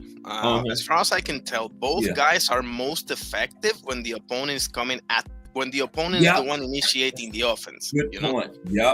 Yep. And that's why Teofimo struggled with Sandor Martin as opposed to Josh Taylor, because Josh Taylor's gonna come at you. Josh Taylor is tailor-made for him, Yep. But Sandor Martin, not so much, Yeah. But I was seeing this article yesterday. It was pretty good. It was like Teofimo would do better against somebody like Gary Antoine trying to come at him and track him down, And Subriel as well. Yeah, Subriel. Yeah, would be those good for two. Shakur. Yeah. Yeah, he would struggle with Richardson Hitchens, for example, for that very same reason. Same reason. And Shakur, same thing. Same now thing. they in their own respective ways, but they are both the same in the fact that they prefer the opponent to be the one to initiate the offense. Yeah, countering and that type of stuff. Yeah, both of them. Even the Jermaine Ortiz was another glaring example of how Teofimo struggles when he's the one that has to initiate. So that's going to be the question: who's going to be the aggressor in this fight? Or they both going to sit there and that's wait? why. Yes, that's. I think we're gonna see something like. Oh God, you don't know how much I hope I'm wrong, but yeah, I think we're gonna see something like Shakur versus De Los Santos. You're not the first one that said that. I've heard a few people say that about this fight. People. Yep. But I hope I'm wrong, and this is a fight nobody asked for, but it's not a bad fight. No, it's not a bad matchup. Two big names, and but I just don't see who's going to be the aggressor though. Like they both like to sit back, Yes. And best when the other guy is the aggressor coming at them. That's where they both at their best, Just like you couldn't have said it no better. So I don't know how this is going to play out. Definitely be watching. It's on the same day. I think it's on the same day of Bakram and Josh Kelly, if I'm not mistaken. January 31st, right? It's another big fight. Yeah, that by probably why. I know it's another big fight on that day. Is it Amanda Serrano fighting that day? No, I think it's Xander. Fighting in January too, right? Yeah, she's fighting, but early January. Late January, I think it's Xander. I think the one that you're referring to is Xander. Xander's fighting. That's right. It's Xander. You have no idea how much that sucks for me. Who's Xander fighting? Abbas Barrow. Right. I knew it was a big fight on this thing. It's Xander. Yeah. Xander has a title, right? Yes, both of them. Yeah. Man, everybody just stopped talking about Virgil and Boots all of a sudden, just like that fight was never a big deal or nothing. They're in talks. I just read an article last night on my live that they were on a 6 hours. How about it? Session that needs to be next. No matter who wins or whatever, sure. that needs to be next, man. Because their names been intertwined together for too long for them to go in other directions. Now go ahead and fight and get it over with. Maybe we can get a rematch out of it. You know. The only thing that I would forgive is that if both are fighting for a title, like if both Yeah. fight for a title and then the fight That's will be true. bigger because it's for unification, that I can live with, you know. That's right. Yeah, that's the only thing that I would excuse if they go, because neither one of them have a title, you know. Yeah. Yeah. And Oscar got to stop that mumbo jumbo about Virgil being the A side, bro. It's embarrassing at this point. I know Oscar, man. He just makes the fight, man. Like he trying to make excuses and stuff. Just make the fight, Oscar. I mean, let's face it, Cass. He knows. People get lost in the Clapback Tuesdays and all that goofy stuff that he does. But Oscar knows this game, guys. Make no mistake about it. And he knows what's going to happen in that ring. Just like he knows what's going to happen if Jai or Petaya faces Zurdo. He knows what's going to happen. He knows this man going to lose. Oscar been in there. He knows. Exactly. I mean, yeah. And so it sucks for me as a fan, but as I look at it deeper, I mean, you and I, let's be honest here, Cass. We would be doing the same thing if we were in those shoes. Virgil was his biggest name he got over there. He's not trying to get that old when he in a fight. He knows he's gonna lose it. So yeah, I understand it. Yeah, I agree. Kind of like can relate to it. But as a fan, it sucks. I mean, don't get me wrong. Yeah, that's true. Mike said it's not going to be the same because T.O. got better footwork, speed, and athleticism. As opposed to who, Shakur? Oh, somebody he was going up against or something, I guess. Oh, you mean somebody in the chat? Hang on a second. Yeah, he was saying that the fight is not going to be boring, I guess. You know. I hear you, Mike Rim. I disagree on the footwork. I also disagree on speed, and I think you're right about athleticism.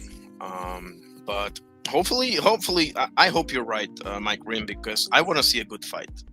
You know, I want to see a good fight. I want to see a good fight always, but specifically with those two. You know. Now T.O. took it to Loma. Remember that one when he fought Loma. But Loma wasn't doing nothing either. But Loma was just sitting back, not doing nothing. So it's like Loma gave him 5 rounds. He gave him like 5 rounds. Remember? He gave him like 8. I mean, it's like I was trying to be nice to him. Okay, I'm sorry. But I was the biggest Loma fan for the longest time, and I was so pissed, bro. I was like, bro, did you like forgot how to box? Like, what's going on here? I was screaming at the TV like, damn, Loma, what you waiting for? You know? That's on him. I cannot defend that one. As much as I hate to admit it, you definitely lost that fight, bro.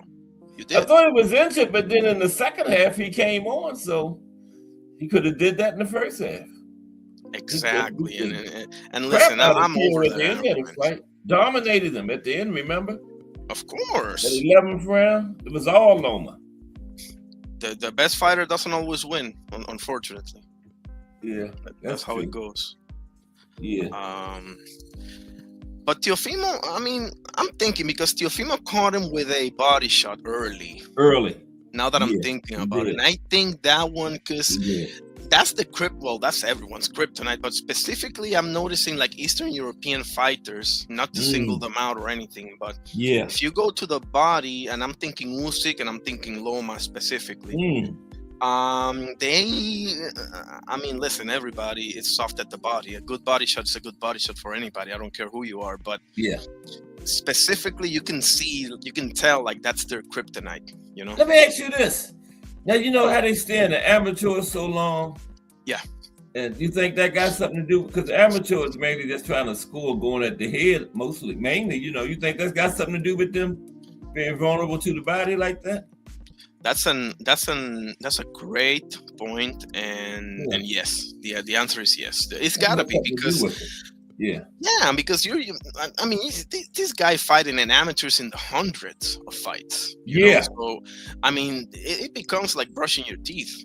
And you know, you ain't worrying about going to the body, breaking nobody down, and wearing them down because you only got 3 rounds, right? Exactly. So yeah, maybe that's got something to do with it. That's Because an awesome point. I never even thought about that. That's spot on. Makes perfect sense, actually. Because ain't a lot of body punching done in there. I mean, you ain't gonna wear nobody down over 8 or 9 rounds because it's gonna be over in 3 rounds, right? So exactly, and that's how Keyshawn power your points up. That's how Keyshawn got Dennis Berinchik as well. Yeah, he sure did. Another Eastern European fighter. Yeah. Yeah. What do you think about Diego Pacheco? What do you think about him? I'm not sold on him. Me neither. Nope. Because he got there against the guy, and he got the old guy. Remember? I think both matches. Nelson. Yeah, Nelson. Yeah. And he had a tough time with him, man. I thought. Sure. I don't think it should have been. If he was what they say he is, it shouldn't have been that tough like that. So no, I don't know about Diego. I will say this: he just changed. He just parted ways with the Benavides team. Did he? Yeah. Oh man, I thought they were tight. I did not know that. No, but it wasn't. For what I read, it wasn't like a bad thing. It wasn't like Rayo Valenzuela and Benavides, which was really bad. Okay, that was a bad one then. For what I read, they could be, talking out of their backsides. But for what I read, all good. They just parted ways, and wish him all the best. Do you know who he went to? Who trains him now? Not yet, man. Okay. I'll get back to you on that one. Yeah, because him and David was like best of friends and everything. So I guess sometimes it's just a business thing. It's not personal, Right. And thank you for saying that, because there is the possibility. I mean, I know Pacheco is at 68 and David is 75, but there is that possibility that you might meet each other, and it is what it is. Because Diego is young and he's going to be at 175 for sure eventually. Ain't no question about it. So I don't know about that, because you don't think so? I don't know, because he announced that he's fighting Zurdo Ramirez on May 2nd at Cruiser. David. He's at 175, right? Yeah. I'm saying Diego probably going to be up there eventually. For sure. He's a big kid. Yeah, I wouldn't be surprised. And he has that lanky. He's young too, right? Yes. So it's a good possibility him and David might meet up one day, For sure. And I ain't got Benavides being the type playing no friendship card. David went on the smoke. Exactly. I mean, but I will give him the benefit of the doubt, because he's fighting Saturday against Kevin. Yeah, Diego is fighting this weekend. We'll see how it looks, but as of right now, I'm not sold on him. He hasn't really shown me anything to make me a believer. And most of this one, the only guy at 168, well, two guys at 168 had made me a believer, which is Osleis Iglesias and Hamza Shiraz. Those are the only two that I firmly believe in. The rest, Mbili, Lester, I mean, you name it. There's something missing there, in my opinion. What's Hernandez at 160, the Cuban guy? Oh, yeah. I like him. He's going to be at 168 eventually. I like he might go up there and take over. Awesome fighter. Awesome fighter. Yeah. Yeah. And he's young, man. I don't think he had double-digit fights yet, does he? Or not too many. Probably not. I think he's either 9-0 or 10-0, one of the two. And I like Cubans are different. Cubans and Eastern Europeans are different. They don't need that many fights. No, they don't. They stay in the amateurs a long time, too. Yeah. Look at Andy Cruz. He came in fighting 10 rounds, remember? Exactly. Yeah. Is that fight between him and Raymond Muratalla? Is that still on? I believe it is. I believe that's the first matchroom card of 2026. Okay. Well, I could be wrong about that one, but I believe it is. Yeah. Yeah, I was thinking it was this month, but yeah. I knew that's for a title too. Yeah. That should be a good fight. What you think about that one? What you think about that? Should be a great fight, because I mean, Muratalla is dangerous in the first half of the fight. Yeah, I will give him that much. Andy Cruz to me is very close to come full circle with Bozy Ennis. Okay, but I don't know. I got Andy Cruz. I'm a believer in Okay. Andy Cruz personally. I Yeah, still want to see Andy Cruz versus Keyshawn Davis, but more I on that know. later. The It's interesting because for the longest time I've said Andy Cruz beats Raymond Muratalla, but as I look at this closely, I don't know, man. Mm-hmm. Andy Cruz, not for nothing, he hasn't fought anybody remotely. Like Raymond Muratalla has been in there with Tevin Farmer, Saur Abdullayev. He's been in there. Yeah, Excuse me, with a couple some of good dudes, good right? names, man. Yeah. Andy Cruz, not so much. No, So that has to be mentioned. I got it 50-50 right now. Could go either way. I'm I'll gonna give Muratalla a good say chance to win that one. I like Muratalla. I'm almost leaning toward him. Tell you the truth. I'm not a big fan, but I do have some respect for him for Yeah. sure. Yeah. I got Raymond 60-40 right now. I'm pulling for Cruz, Mhm. but I'm gonna say Raymond 60-40, just on the level Yeah. of opposition. I'm kind of leaning toward Raymond too, to tell you the truth. Raymond is tough. He one of them kind of like he gonna find a way, Like he was having what was the Russian guy name again in that fight? He was going for the interim. Remember? He was having a tough time with him. But he Saur found a way. Abdullah. He was Yeah. having kind of a tough time, but Raymond found a way, man. Yeah. Saur Yeah. Abdullayev won at least 4 of the finals. Yeah. 5 And that's rounds. a good fighter. Yeah. Top level. Mm-hmm.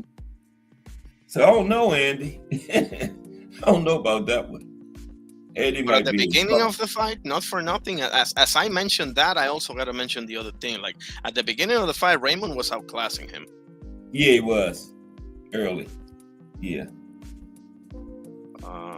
but he hung in there. He got it done. Raymond got to get that chip on his shoulder because you're the champion, but you never want you didn't want, and it's not his fault. Loma vacated and retired. I know this, That's but true. you didn't win the. Be that as it may, you didn't Yeah. win the title in the ring, so you need to Right. defend it. Otherwise, bro, if you lose it, it's like, damn, you hit the lotto here or something, Right. Yeah. Got to win at least one defense. Yeah. But you was mentioning Keyshawn and Andy. Keyshawn act like he don't ever want to talk about Andy. Every time somebody mentioned, like him and Hitchens was having a little face to face. Did you see that video between him and Hitchens? Yeah, well, I know about it, but I haven't seen him yet. I Yeah. know they were joing back and forth, so that's interesting. And Hitchens brought up Andy and Keyshawn, like just changed the subject. Every time somebody bring up Andy, Keyshawn change the subject. I noticed that. I don't know what it is with Andy and Keyshawn, but that time Andy, after he fought, it might have been his last fight, and then Shakur and Keyshawn was in the stands, and Andy went out there, and Keyshawn energy was way off. Shakur was going back and forth with Andy, but Keyshawn wasn't saying nothing. The thing is that Andy Cruz, I think has a psychological edge on Keyshawn Davis because not only did he beat him 2 or 3 times in the amateurs, he also, he said he was his daddy. Yeah. I mean, and Keyshawn didn't respond. mean, Keyshawn never responded, no kind of way. Listen, you can be Brock Lesnar, bro. I'm saying something back, even if you break me in half. Serious, I don't know. Man. I don't care. But I'm not going to not say nothing. Crickets from Keyshawn, but to this day, he still haven't responded yet. You can. Keyshawn's going through some stuff. I understand that, and we'll see with Keyshawn, because he's fighting somebody, right? He's not fighting Alfredo Santiago or Tio or nobody like that, but he's fighting, I think, De Jesus is his name or something like that. Alex De Jesus, something like that. I saw it the other day. And then that thing between him and Andy, him and Hitchens, Eddie Hearns was standing right there, and they said March. Wasn't no contracts or nothing signed, but they all shook hands and everything, and they said March. And Hitchens said, I'll come to Norfolk and fight you. I wouldn't do that. You're the champion. Why go to this man's hometown? But I guess he got that confidence, Keyshawn's had one too many hometown fights. It's time to step outside of the layer. I know. That's true. This is just me. If you can fight at home, Sanders doing it, like if you can fight at home, fight at home. But not every time though. Right. You gotta test it because you might get used to that. Then you have a big fight somewhere else, and get beat because you used to being at home, everybody cheered and yelling your name and everything. You get into a hostile place for it. You get into a huge fight when you can't have it at home, you know. So it's good to go out and Exactly. test yourself other places too. Not only that, your brothers, everybody's gonna be there with you, and we all know what Yeah, happened last time that I went down. know. So, Yeah, no yeah, bueno, no bueno. Uh, yeah. Bob Evans still promoting, right? I think he is They're actually. just looking at the money. You know, if I was promoting them, I would say, no, you got to have it. Your next one, you got to step away from Norfolk. But Bob know how much money they're going to make. It's going to definitely sell out and all that kind of stuff. So, you know, greed overrides the common sense part of it, you know.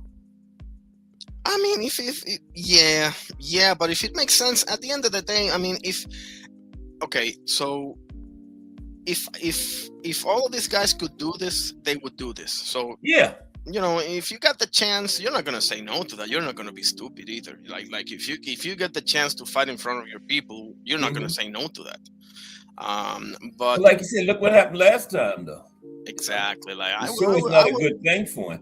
If it had been somewhere else, that wouldn't have happened, you know. I But don't Norfolk, think it happens. Yeah, I don't think but it Norfolk. happens. Mm-hmm. So Um, yeah, I Give it think a he needs year. to I would say give it a step away from year, Norfolk. you know, or at least Yeah, give it 2 fights. Give it 1, 2 fights, and then maybe we can talk about coming back. yeah. But like I was saying, Bob thinking about the money, he's gonna sell out and all of that stuff. So you know they don't care. Go right back to Norfolk and have some more nonsense happen. For sure. Yeah. Uh, I wanted to ask you about another fight and I just forgot. Well, Nonito Donaire is fighting. Can you believe that, Is Cass? he Nunito? Wow. Yeah, he's fighting Wow. on Wednesday on one of those Japan cards. I thought he Uh, had retired. I did a me profile too. on him one time. I thought he was, and he's back in the ring. Wow. Unbelievable, man. Unbelievable. How This about weekend? Nonito Donaire? Yeah, no, it's on Wednesday. Next Wednesday. Yeah. um He's 42, 17, right? At least something 40. like that at the Yeah. very least. Yeah. Wow. It's time for Nonito to hang it up. Gotta love the old gladiators, man. Yeah, but sometimes, you know, it ain't even the money. It's just in you, you know, addicted to it. Yeah. Lennox He Lewis, said it. remember Lennox Lewis said it, that boxing is the most addictive sport of all. Exactly, because it's just So, yeah. the thing is that it's just I know you have a team, you have coach, this and that, but at the end of the day, you're on your own, bro. Like Right. you don't have a bunch of players that you can talk to Mhm. here and there. Yeah. It's not the same, so it's hard to like. Josh Taylor was. I'm pulling for Josh Taylor because he's saying like he's having a really hard time in retirement. Like Mhm. he's gotten in trouble a few times already. He's drinking a lot, and he's saying Yeah. like you know, I've been doing this. Right. I've had this outlet for this energy for Mhm. for God knows how long, and now all of a Yeah. sudden it stops. You know, it's a very No. hard thing, man. And some of them started, you know, 6, 7 years old doing it. It's You all know, they training know. and stuff. Yeah. And not everybody can be a commentator. Not everybody can be a No. trainer. You know, Mm-mm. unfortunately. So Not everybody can do that. Yeah. You just get used to it. Because like you say, it's just you in there. very It's hard. not like any other Yeah. sport. Things start going bad, can't nobody call time out or nothing. You just gotta keep on going, gotta work through it, you know? Yeah, So I mean, yeah. I this can is see how that hardly a could be sport, addictive. bro. To be honest with you, this Yeah. is hardly a sport. Sport is something like Deontay said on the press. On the one of the most realist speeches I've seen is Deontay Wilder after the Hellenius knockout. He said, "This is not a sport. Sport is something you play, bro. You cannot Right. play this. It's impossible." No, you can't play boxing. If you're in there, you're not right mentally or in shape physically, it's gonna tell on you. It's gonna tell early too, you know? Yeah. Yeah. And the mentality that's required too. Like you don't need a mentality like this for basketball or soccer or even football for that matter. Like Mm-mm. this, you gotta be pretty much a bad dude, bro, for a while. You know? And you know just the preparation part, like training, it's not like any other sport. That's part about the most important part of all when you're training, the preparation, you know? Exactly. Yeah. What's up, man? And McQueen, how you doing, brother? I'm doing good, man. How are you? Good, thank you. What's up with your Ed McQueen? I believe that the identity is the thing that makes it very difficult, not just for boxers, but people in Mhm. general who Yeah. have something that they've done for a long time. Mm-hmm. Instead of it becoming just what they do, it's who they are Right. in large part. Who they are. Yep. And to your point about the preparation, Mm-hmm. with it being so extensive, Mm-hmm. you having to block off 6 to 10 weeks at a time and just Right. eat, sleep, breathing something and doing that multiple times a year and then Mm-hmm. just having to turn that off. It's hard. Yeah. Yeah. And then with some Almost. of these other guys, I think Define Irony made a great point with it being all that they know. Now, the guys who are able to transition into doing commentary and other things, maybe just media in general, those Mm-hmm. are the guys who they've had other skills. Right. A lot of these other guys, it's just boxing, boxing, boxing, That's all. especially nowadays where somebody gets a glimpse of them as an amateur and then Mm-hmm. they raise them up into a professional. Yeah. They probably don't spend too much time reading or doing anything Nope. else That's been because it. they've been Box. scouted for this particular skill or this potential. Mm-hmm. Yeah. That's all they know. So Like, if you don't have the verbal or communication skills, how can you become a commentator or an analyst, or if you can hardly articulate, because that's a skill in and of itself. yeah. It's Yeah. one thing to have the know-how, but to be able to articulate what it is that you're seeing or Yes. Yeah. And some guys, while they boxing, they got schooling and stuff. They could transition to that. But like you say, other guys, nothing but I boxing. I I talked about Yeah. this on my live the other day. Like Mm-hmm. that's the other side of the coin of pursuing greatness. Like Yeah. I believe it's like 10,000 hours or something like that. That a study showed that is required to reach expert level in any discipline whatsoever, Mm-hmm. whether it's physical or intellectual or whatever. Mm. Yeah. And give and take, people learn slower, faster, whatever. Let's compromise at 10,000 hours. So that Right. means that those hours that you spend pursuing greatness are hours that you're not spending doing other stuff. Something else. Yeah. All That's those true. sacrifice, you don't get to see your family, you miss birthdays, you miss this, you miss that, in pursuit of this greatness. And all of a sudden, just like poof, just like that, you Oh. got to figure what to do with all this energy that you spent on the speed back, on the sparring, on the this, on the that. Like Mm-hmm. it's a very hard thing, bro. It's a terrible thing, really. Yeah. that was Malcolm Gladwell who proposed that theory. I appreciate that. In his book, he has this book called Outliers, and Mm-hmm. that book talks about that premise at length. Uh, yeah, but here's the other thing too. It's a matter of making sure that it's varied. The training. I was reading about Marvin Hagler and his Mm-hmm. training, and when he was in camp, he would read as well. Okay. And then when you would see him in an interview or at a press Yeah. conference, he was able to articulate himself Mm-hmm. Yeah. fairly well. Same thing with Mike Tyson. Mike Tyson, as vicious as he is, the guy is also very astute, very well studied. You can hear the guy talk about not just fighters of yesteryear, but also former conquerors, because Customato made sure that he studied, Mm-hmm. Yes. and he was a huge proponent of Stoicism, so he would have him reading philosophy.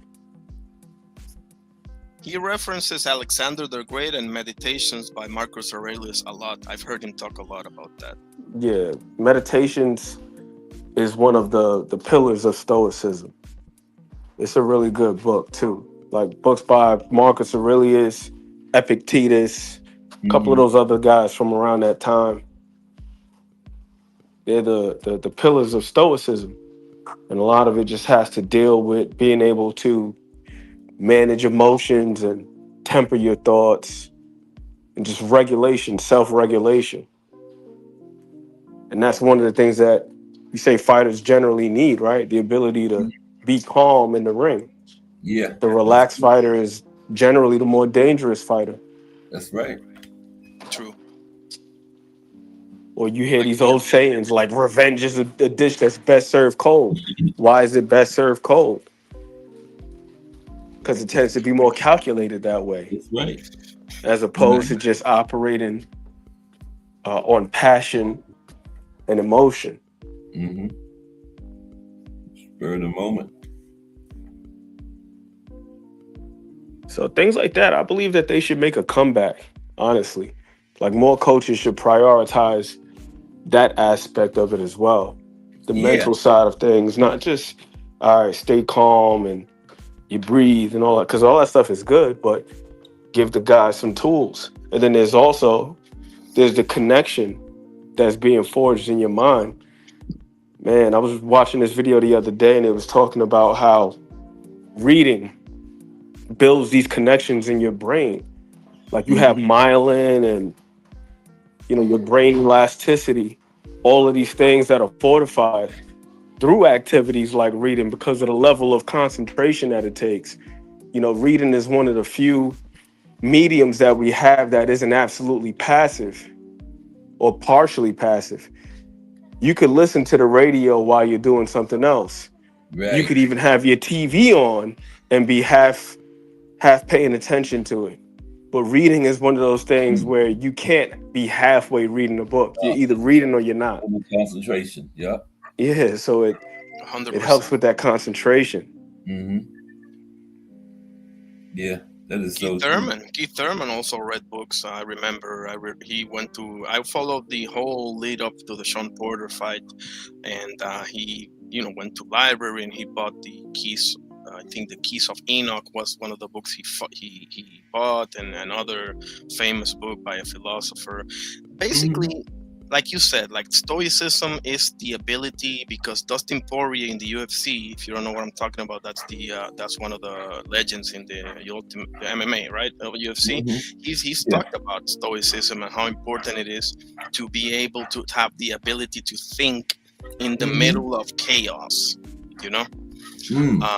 And one that's relaxed is usually the better, because he's thinking with his brain. He's not thinking with emotion or with tension, or Right. he's not going through the motions because of fear. No, he has developed. That's something that you got to develop. That maybe that comes with you every now and then, a super talented fighter, God given, whatever. But usually that's something that you need to develop. Mm-hmm. You know, That's true. Yeah, I agree with that. Yeah. It certainly is. I mean, like anything else, you can become accustomed. You get adjusted to things. Right. Like confrontation is one of those things that, like you just said, you got to be in it. You got to be in it several times so you can understand how to stay calm, how to assess situations, not panic, not become frantic. And then when you do that enough, then you can start to develop methods, because now okay, if I'm in this situation, I've done this before and it's worked. Mm-hmm. I was in this situation, I've done that and that worked. But somebody who hasn't been in confrontation is more likely to fold or panic. Would it kind of be like muscle memory, kind of like? Well, it's one of those things, it's reassurance, it's proof of concept that I Mm-hmm. can handle myself in the event that things go awry. Or Right. as Definani said, if things get chaotic, okay, I can handle myself. Yeah. Everybody doesn't have that ability because they don't put themselves in those situations. Nor is it looked at for many of us as a skill to possess, the ability to be able to thrive in chaos. And that's exactly what boxing is to a degree, right? It's Yeah. organized chaos because That's of the what it is. volatility of the sport. You got all of these different inputs, right? You got to gauge the other guy's speed, got to Mm-hmm. gauge his power. You gotta be able to gauge his approach. Like, what is he trying to do? Is he trying to end it early? Is he trying to take it to the later rounds? Is he looking to play the long game? Is he trying to work on the inside? Is he trying to work Yeah, on the outside? got to be able It, to adjust. yeah. So you got to have all those things to be able to adjust, right? Because to be able to adjust means that you have to process what the guy is doing. If you Right. don't understand what he's doing, then you can't even Got adjust. to be able to adjust to it. That's exactly. Yeah. I wanted to also touch on another point that you brought up, and specifically about the trainers. You said like the trainers. You wish trainers would emphasize more the mental side, and that's part of the problem, right? Like too many trainers in boxing just are going through the motions, and I've heard Sergio Mm. Martinez talk about this.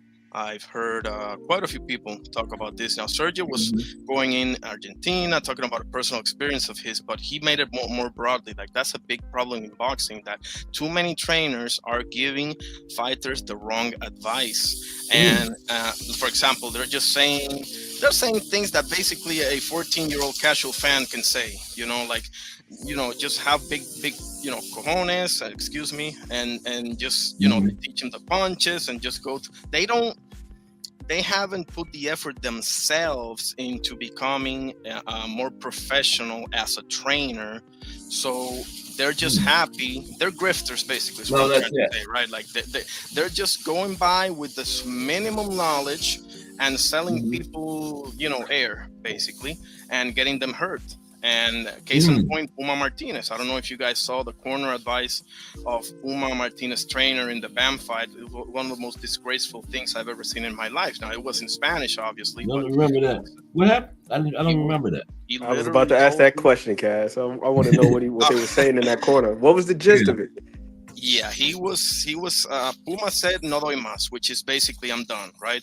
Right. And the trainer was like, I can ensuciar la pelea. That means we have to dirty the fight, make the fight What? dirty. Mm. Literally, that's what he said. And he said, mete, because Argentinian accent is mete codazo, mete todo. He literally told him to elbow him and do Mm. everything he can to just dirty the fight, and Yeah.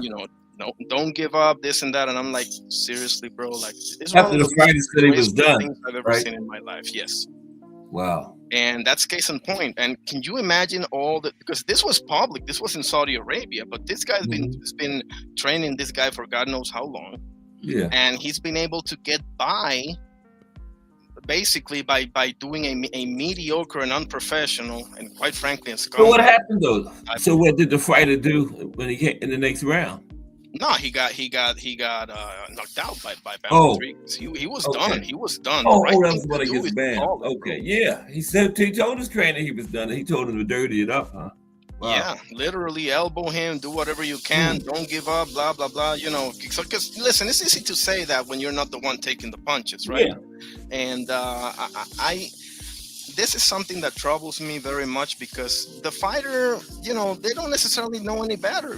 They're with you, they win a fight, all of a sudden it's easy to say, this guy is the real deal because you're winning, right? Puma was undefeated, so you become a prisoner of your own success that way. But I mean, this is so disgraceful, bro. Like, seriously. It seemed like he had realized that he just wasn't nothing he could do against Bam. He said he was ready to give Yeah, it up, right? I'll pass you the. I'll pass you the. I mean, it is in Spanish, but I'll pass you the video if you want, because it's Yeah. really disgraceful. Yeah, it is. That is right there. Yeah. But that highlights a bigger problem, like too many boxing trainers, in my opinion, because we know about, the Garcias, the Bomacs, the Andy Lees, the Bocianes, the big names, the professional ones. Yeah, but Right. when you put that into a percentage, it's not a big percentage, is it? That's So true. Yeah. there's a lot of people that make a living in this game Mm-hmm. that, quite frankly, Yeah. shouldn't be making a living in Yeah. this game. Yeah. On the American side of things, there's been a lot of criticism for what is my man's name? K Roma. Mm-hmm. Okay. Yeah, that's been pardon me. That's been circulated.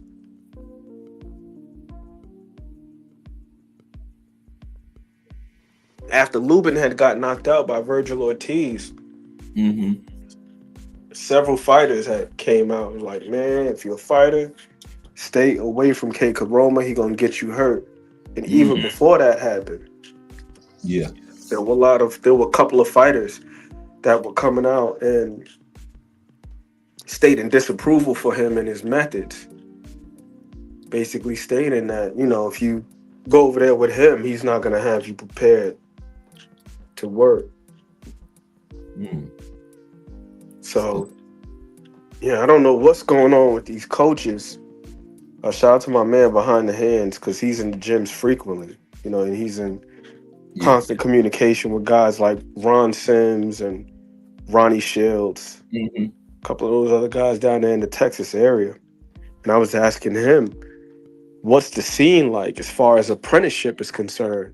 And how many of these younger trainers are sitting around and soaking up the information from guys like Ronnie Shields? Because Ronnie's been around for a minute. And remember, Ronnie, Yeah. he was second in command behind George Benton for a number of years, for about half a decade, if I'm not mistaken, when George Benton was coaching Sweet Pea. So he had to get the game from him. And to define Irony's point, and we've heard this for several years now, anybody can walk in a gym and throw a towel over their shoulder and say that they're a coach. Right. Exactly. And who's to stop them? That's right. Who's to stop them? And it's an easy thing to do when you think about it. It's easy to take a kid 6, 7, 8 years old that unfortunately doesn't know any better, but wants to become somebody, wants to get out of the ghetto or whatever it is, and just, do this, do that. They don't know any better, so what are they going to say to you? And just go through the motions, and then you can pick up a lot of wins, and all of a sudden you're a well-known name without literally doing anything, but literally like find somebody that just cuts it, it's not a hard thing to do, unfortunately. Yeah, that is so true, Arnie. What's up, Thomas? Hey, what's good with you? Not too much. I'm up here with Define Irony, Ant McQueen, and Cash Sports, the box story, man. It's a good day. Yeah, I got to cut out at 4:30 though. But what's talk to us, T here? No, I just saw that you were still on, and I clicked the link, man. I got a lot of stuff going on, so I've been in and out and stuff in general, mental part of it, and different things. Okay. Very good point. I agree with the coaching thing that I just heard right now. I mean, there's so much that has been lost from this age to the next. As far as passing down, I mean, I'm not sure if there is any more apprenticeship and people following suit. You got to only go to certain areas where you can actually get people who have really true nuance for the sport and understand the inner workings. I mean, there was a conversation yesterday that was taking place about training to clinch. How Emmanuel Stewart used to train people to clinch after the jab. And, there's a lot to be said about things that disrupt other folks' timing, rhythm. Yeah. That's mindset, man. And, if you can do something that's going to take somebody off their axis, by all means, there's a way to do it where, you can do it and you can continuously do it. Case in point, if somebody would have showed Rolly how to grab but yet still be active, he probably wouldn't have started getting points taken from him when he fought Pitbull. You gotta disguise the clinch with punches and things like that. Sometimes you gotta engage it by making it look like he's engaging, and these is all like subtle things that can help you to get away with stuff like that. And then there's other things that you could do, and other things that allow for a fighter to exploit people for them not knowing. And there's a lot of fighters that don't know. And you see a savvy, well-schooled person, and maybe not all that talented, but they just know how to get their punches off. know how to break up a clinch, know how to initiate a clinch, know when to do it, and other things, know how to size step a punch, set up your opponent for a different look. These things, they're lost now, and there's not that many people that are actually training that actually employ a lot of the tactics that were of old that were very effective. So yeah, I agree with that. I was just thinking, if I There's an was, easy way. I'm sorry. Go ahead. I was just gonna say, if I had a son or a daughter that was gonna be a boxer, I would prefer a trainer that was a fighter herself before. That's just me.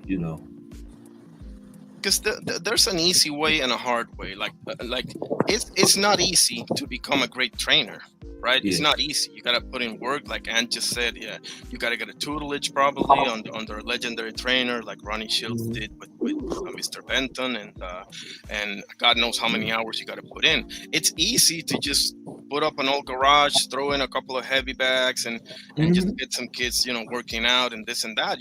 With one or two of them panning out, bro, you're set. So and unfortunately, a lot of people will choose the easy way. Yeah. And to pile on to that point right there, irony. Now, once you get set, you become the coach of so and so, and in doing so, now you got other guys who are looking to leave their coaches in Yep. favor of you. Like, oh, you got this Exactly. fighter and that fighter, and before you know it, you got a whole stable. Yep. Just because they saw what you did with that one or two fighters. Just think a trainer that fought before gonna respect the sport more. They would, like Arnie was saying, what that trainer told the guy that was fighting Bam. An ex-fighter was never gonna tell her one of his charges, anything like that. Go out there and be dirty on purpose. It's also the lack of knowledge. When you don't have the knowledge to draw a game plan and make adjustment and give proper advice, you gotta say something. So Yeah. there's where they get exposed, because that's all you got, bro. Seriously? Yeah, that was terrible. Yep. And the preparation is the key That's the key. on all fronts. Because you don't always have to be the most outwardly talented. But if you have a good game plan and you take an inventory of the opponent's attributes, what they have, what you don't have. I've been reading this, what's the name, a whole lot the past couple of weeks. The Art of War. Yeah. And man, yeah, I think that more fighters should read it, and definitely more coaches should read it. So that way. I'm sorry, go ahead. No, go ahead, man. Go ahead. I was just gonna name a few books that I know for sure every fighter should read. Sun Tzu, The Art of War is one of them, like you said. The Book of Five Rings by Miyamoto Musashi is another one, and Meditations by Marcus Aurelius. I would put it up there. I'm missing quite a few, obviously, but those three specific, especially the first two, you have to read those. Yeah. And for the coaches, I would suggest that they read The Winner Within by Pat Riley.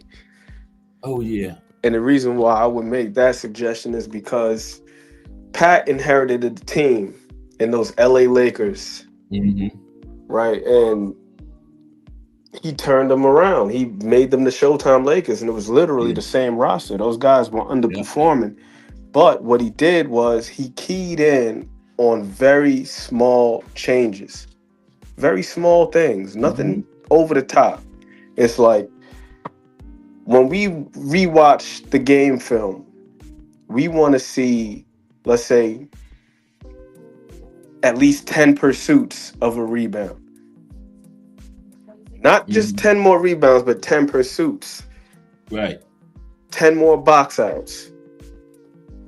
And just focusing on the small things, and then eventually the stats start to basically produce themselves. Yeah, you're gonna start getting them rebounds. Yep. Right. So to convert such an idea to boxing, let's say if you got a guy who he's been known to have some shaky defense. All Mm-hmm. right, like let's see a little bit more head movement. It doesn't have to be anything crazy, but just slight. But like let's just work on getting our head 6 inches off the line and just refining it. Because oftentimes the issue isn't it isn't as big as the film would suggest. Like I'll give you an example. Abdullah Mason, right? Mm-hmm. Now conventional wisdom would tell you that Abdullah Mason, the reason why he gets caught so much is because he's so aggressive. Now me, I would refute that by saying, look at a guy like Dwight Muhammad Kwawi, who was very Mm-hmm. aggressive because he Yep. had to be. He was 5'5", fighting at 175 and heavyweight, Yep. right? Mm-hmm. Yeah. The But Camden Hustle. if you look at like Kwawi, right? He had great habits to where Yep. there would always be a layer of responsibility that Mm-hmm. was baked into his offense. When he would shoot his jab, he wouldn't just shoot it with his chin up in the air. He would shoot his jab and he would get his head slightly off center to the right. When he throw Yep. his right hand, he would get it slightly off center to the left. So that way he was able to be offensive without sacrificing defense and vice versa. He would Mm-hmm. be responsible enough for any return fire without sacrificing his offense and his aggression. So just doing little things like that. You don't have to, a complete overhaul and become Floyd Mayweather and become a master. No, just practice just little habits. And then there's also little things too, like with the positioning. With the Sam Noakes fight, one thing I noticed was off the rip, the first two jabs that Abdullah threw, Mm-hmm. there was just too much depth. He stepped so far on the inside that on the way out, Noakes was able to catch him pulling out. Like, how about instead of you firing a jab right here, getting this close, fire it right here from full extension. So Yeah. that He way you're didn't have able to to get that jab the close. guy and you can respond in the event that Mm-hmm. he returns fire. But you're far enough to where you can see everything coming back, and then you could Mm-hmm. also respond appropriately. Yeah. And then I feel also other little things as far as drills are concerned, which is just to get the guy more acclimated to convention. Now, the most common counter to a jab is a cross, right? Like you shoot a mm-hmm. jab, the guy, like let's say if it's orthodox, you shoot a jab, the guy tries to counter over the top with the right hand. That's something that should be drilled. So you get yourself accustomed to be able to get out of the way of the right hand, but you also don't want to sacrifice the jab. So you just work on little things like that. And then building up those little habits eventually. Now you got a fighter that's well equipped, able to deal with himself in a variety of situations. And I also like what T Hill was talking about as far as working on the inside. Hell, I would be having my fighters doing film studies of various fighters, not just themselves, but also fighters of the past. Like you want to learn how Mm-hmm. to fight on the inside, watch a guy like Henry Armstrong, how he would close Yeah. the gap, but then he would utilize frames and physical controls. He wouldn't just close the gap and just clinch. He would close the gap with the intent to work. And you see a Mm-hmm. lot of these guys when the gap gets closed on them, they don't know how to defend themselves. They don't know how to go on the offensive, so they just hold. Just clinch. Yep. As far as fighting on the Automatic. inside, I would throw in Mike McCallum as well, just to give you a little modern reference. I would Body say snatcher. Mike McCallum is an awesome pattern to Yeah. watch as well. Mm-hmm. Oh Smoking yeah, Joe. especially to the body, because Mike was a tremendous body puncher Yeah. for For sure, for sure. sure. Yeah. A body snatcher. Henry Armstrong was the first one that came to my mind because the thing that struck me about Henry was just how he did it routinely. I was like, man, Mm-hmm. this is a lot different than what we see nowadays. Most guys get on the inside and it's just like, all right, we're just gonna just hold and wait for the break. But he would just I, like routinely, he's flaring those elbows out and pinning the other guy's gloves up. Then he's just going to work. And if you're out there Yeah. with the sling, he's coming over the top. Yeah. is Henry there a was lot of something is to there a lot watch. of Man. is Go there ahead, a lot Sean. of footage available for Homicide Hank? There's quite a bit of fights on YouTube. Okay. And YouTube. like Yeah. full length fights. And Yeah. I've watched them. Yeah. He's Because something to I've always watch too. heard about him, Homicide. and I'd be like, Yeah. I want to know why this guy is so revered, because He was a menace. throughout the span of time, in boxing history, there are certain names that come up, regardless Always. of whether or not people actually watch these people fight. Yep. Like, you're gonna say Sugar Ray Robinson, Sam Langford, Mhm. Harry Greb, Henry Armstrong, One of them. Muhammad Ali, Jack Johnson, and all these names. Dempsey, Tony. Yep. Yeah, Come up. Willie Pep, Mm-hmm. and they just automatic. And you ask somebody in a conversation like, what makes these guys so great? You can't get an in-depth answer. So with Henry Armstrong, with him being one of those guys, like, I knew how decorated he was, but when I actually went and watched him fight, I was like, okay, now this is why this man's name is Homicide Hank. Yeah. And he was like on a different level on the inside, just with the frames and the controls. I'm like, yeah, this is ridiculous. Like, if you had guys nowadays that were able to implement these types of things, refusing to clinch and able to get their offense off, like T Hill was saying, not just, I'm just gonna just resort to holding, or I'm gonna allow the other guy to clinch me. Like, Hank was top notch with that. He would come out like with his arms like damn near in the chicken wing position. Like, when he would close the gap, he swim, kind of like how you see Mike Tyson close the gap with the with the bob and weave. Yeah. Swim, get in position. As soon as he get in position, if the other guy got his guard up, he's flaring the elbow out and turning his arm over. He got the frame, and then he's going to work. He's not getting on the inside to just clinch and hug you. He's getting in there to do work. Yeah, that's where he wanted to be at, Yeah. Because there's no footage of Harry Greb, at least for what I've looked for that. My goodness, how I look for that, and there's none of him, and there's a bunch of Dempsey, and it sucks because you can see Gene Tawney fights, but Gene Tawney fought Harry Greb 5 times, and you can't find one of them. Weird, ain't it? I don't know why that is. But I'm glad to hear there's a bunch of footage. I'm definitely gonna be devouring those. Yes, out there, Homicide Hank, though. Yeah. You'll enjoy that too, like Ed was saying. Homicide Hank is a I was happy there was footage of Harry Greb out there. Yeah, I was having a conversation with this guy on X, and he was saying that there was footage of Harry Greb out there somewhere. That there was this dude who owned the rail. He got destroyed in a fire or something. Oh man! Or they got auctioned. I haven't heard that. You know what? That's true. I saw. Man, I don't know why I haven't returned to this. There's like a website.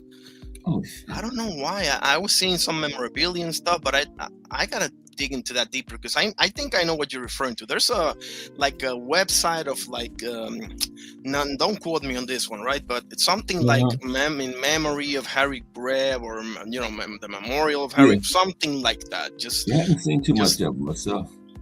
Yeah, I'm gonna check that out, and I'll get back to you guys on that one. I promise you that. Because if there is footage, bro, I will find it. Yeah. Yeah, Harry was he's like top 10, I would say, all time. He went 46-0 in 1 year, and not only that was crazy, wasn't it? 1 year, to say the least. That's the whole career, man. I saw the Scrapbook Boxing, one of the videos that Scrapbook Boxing made about him, and they were saying that he was the first one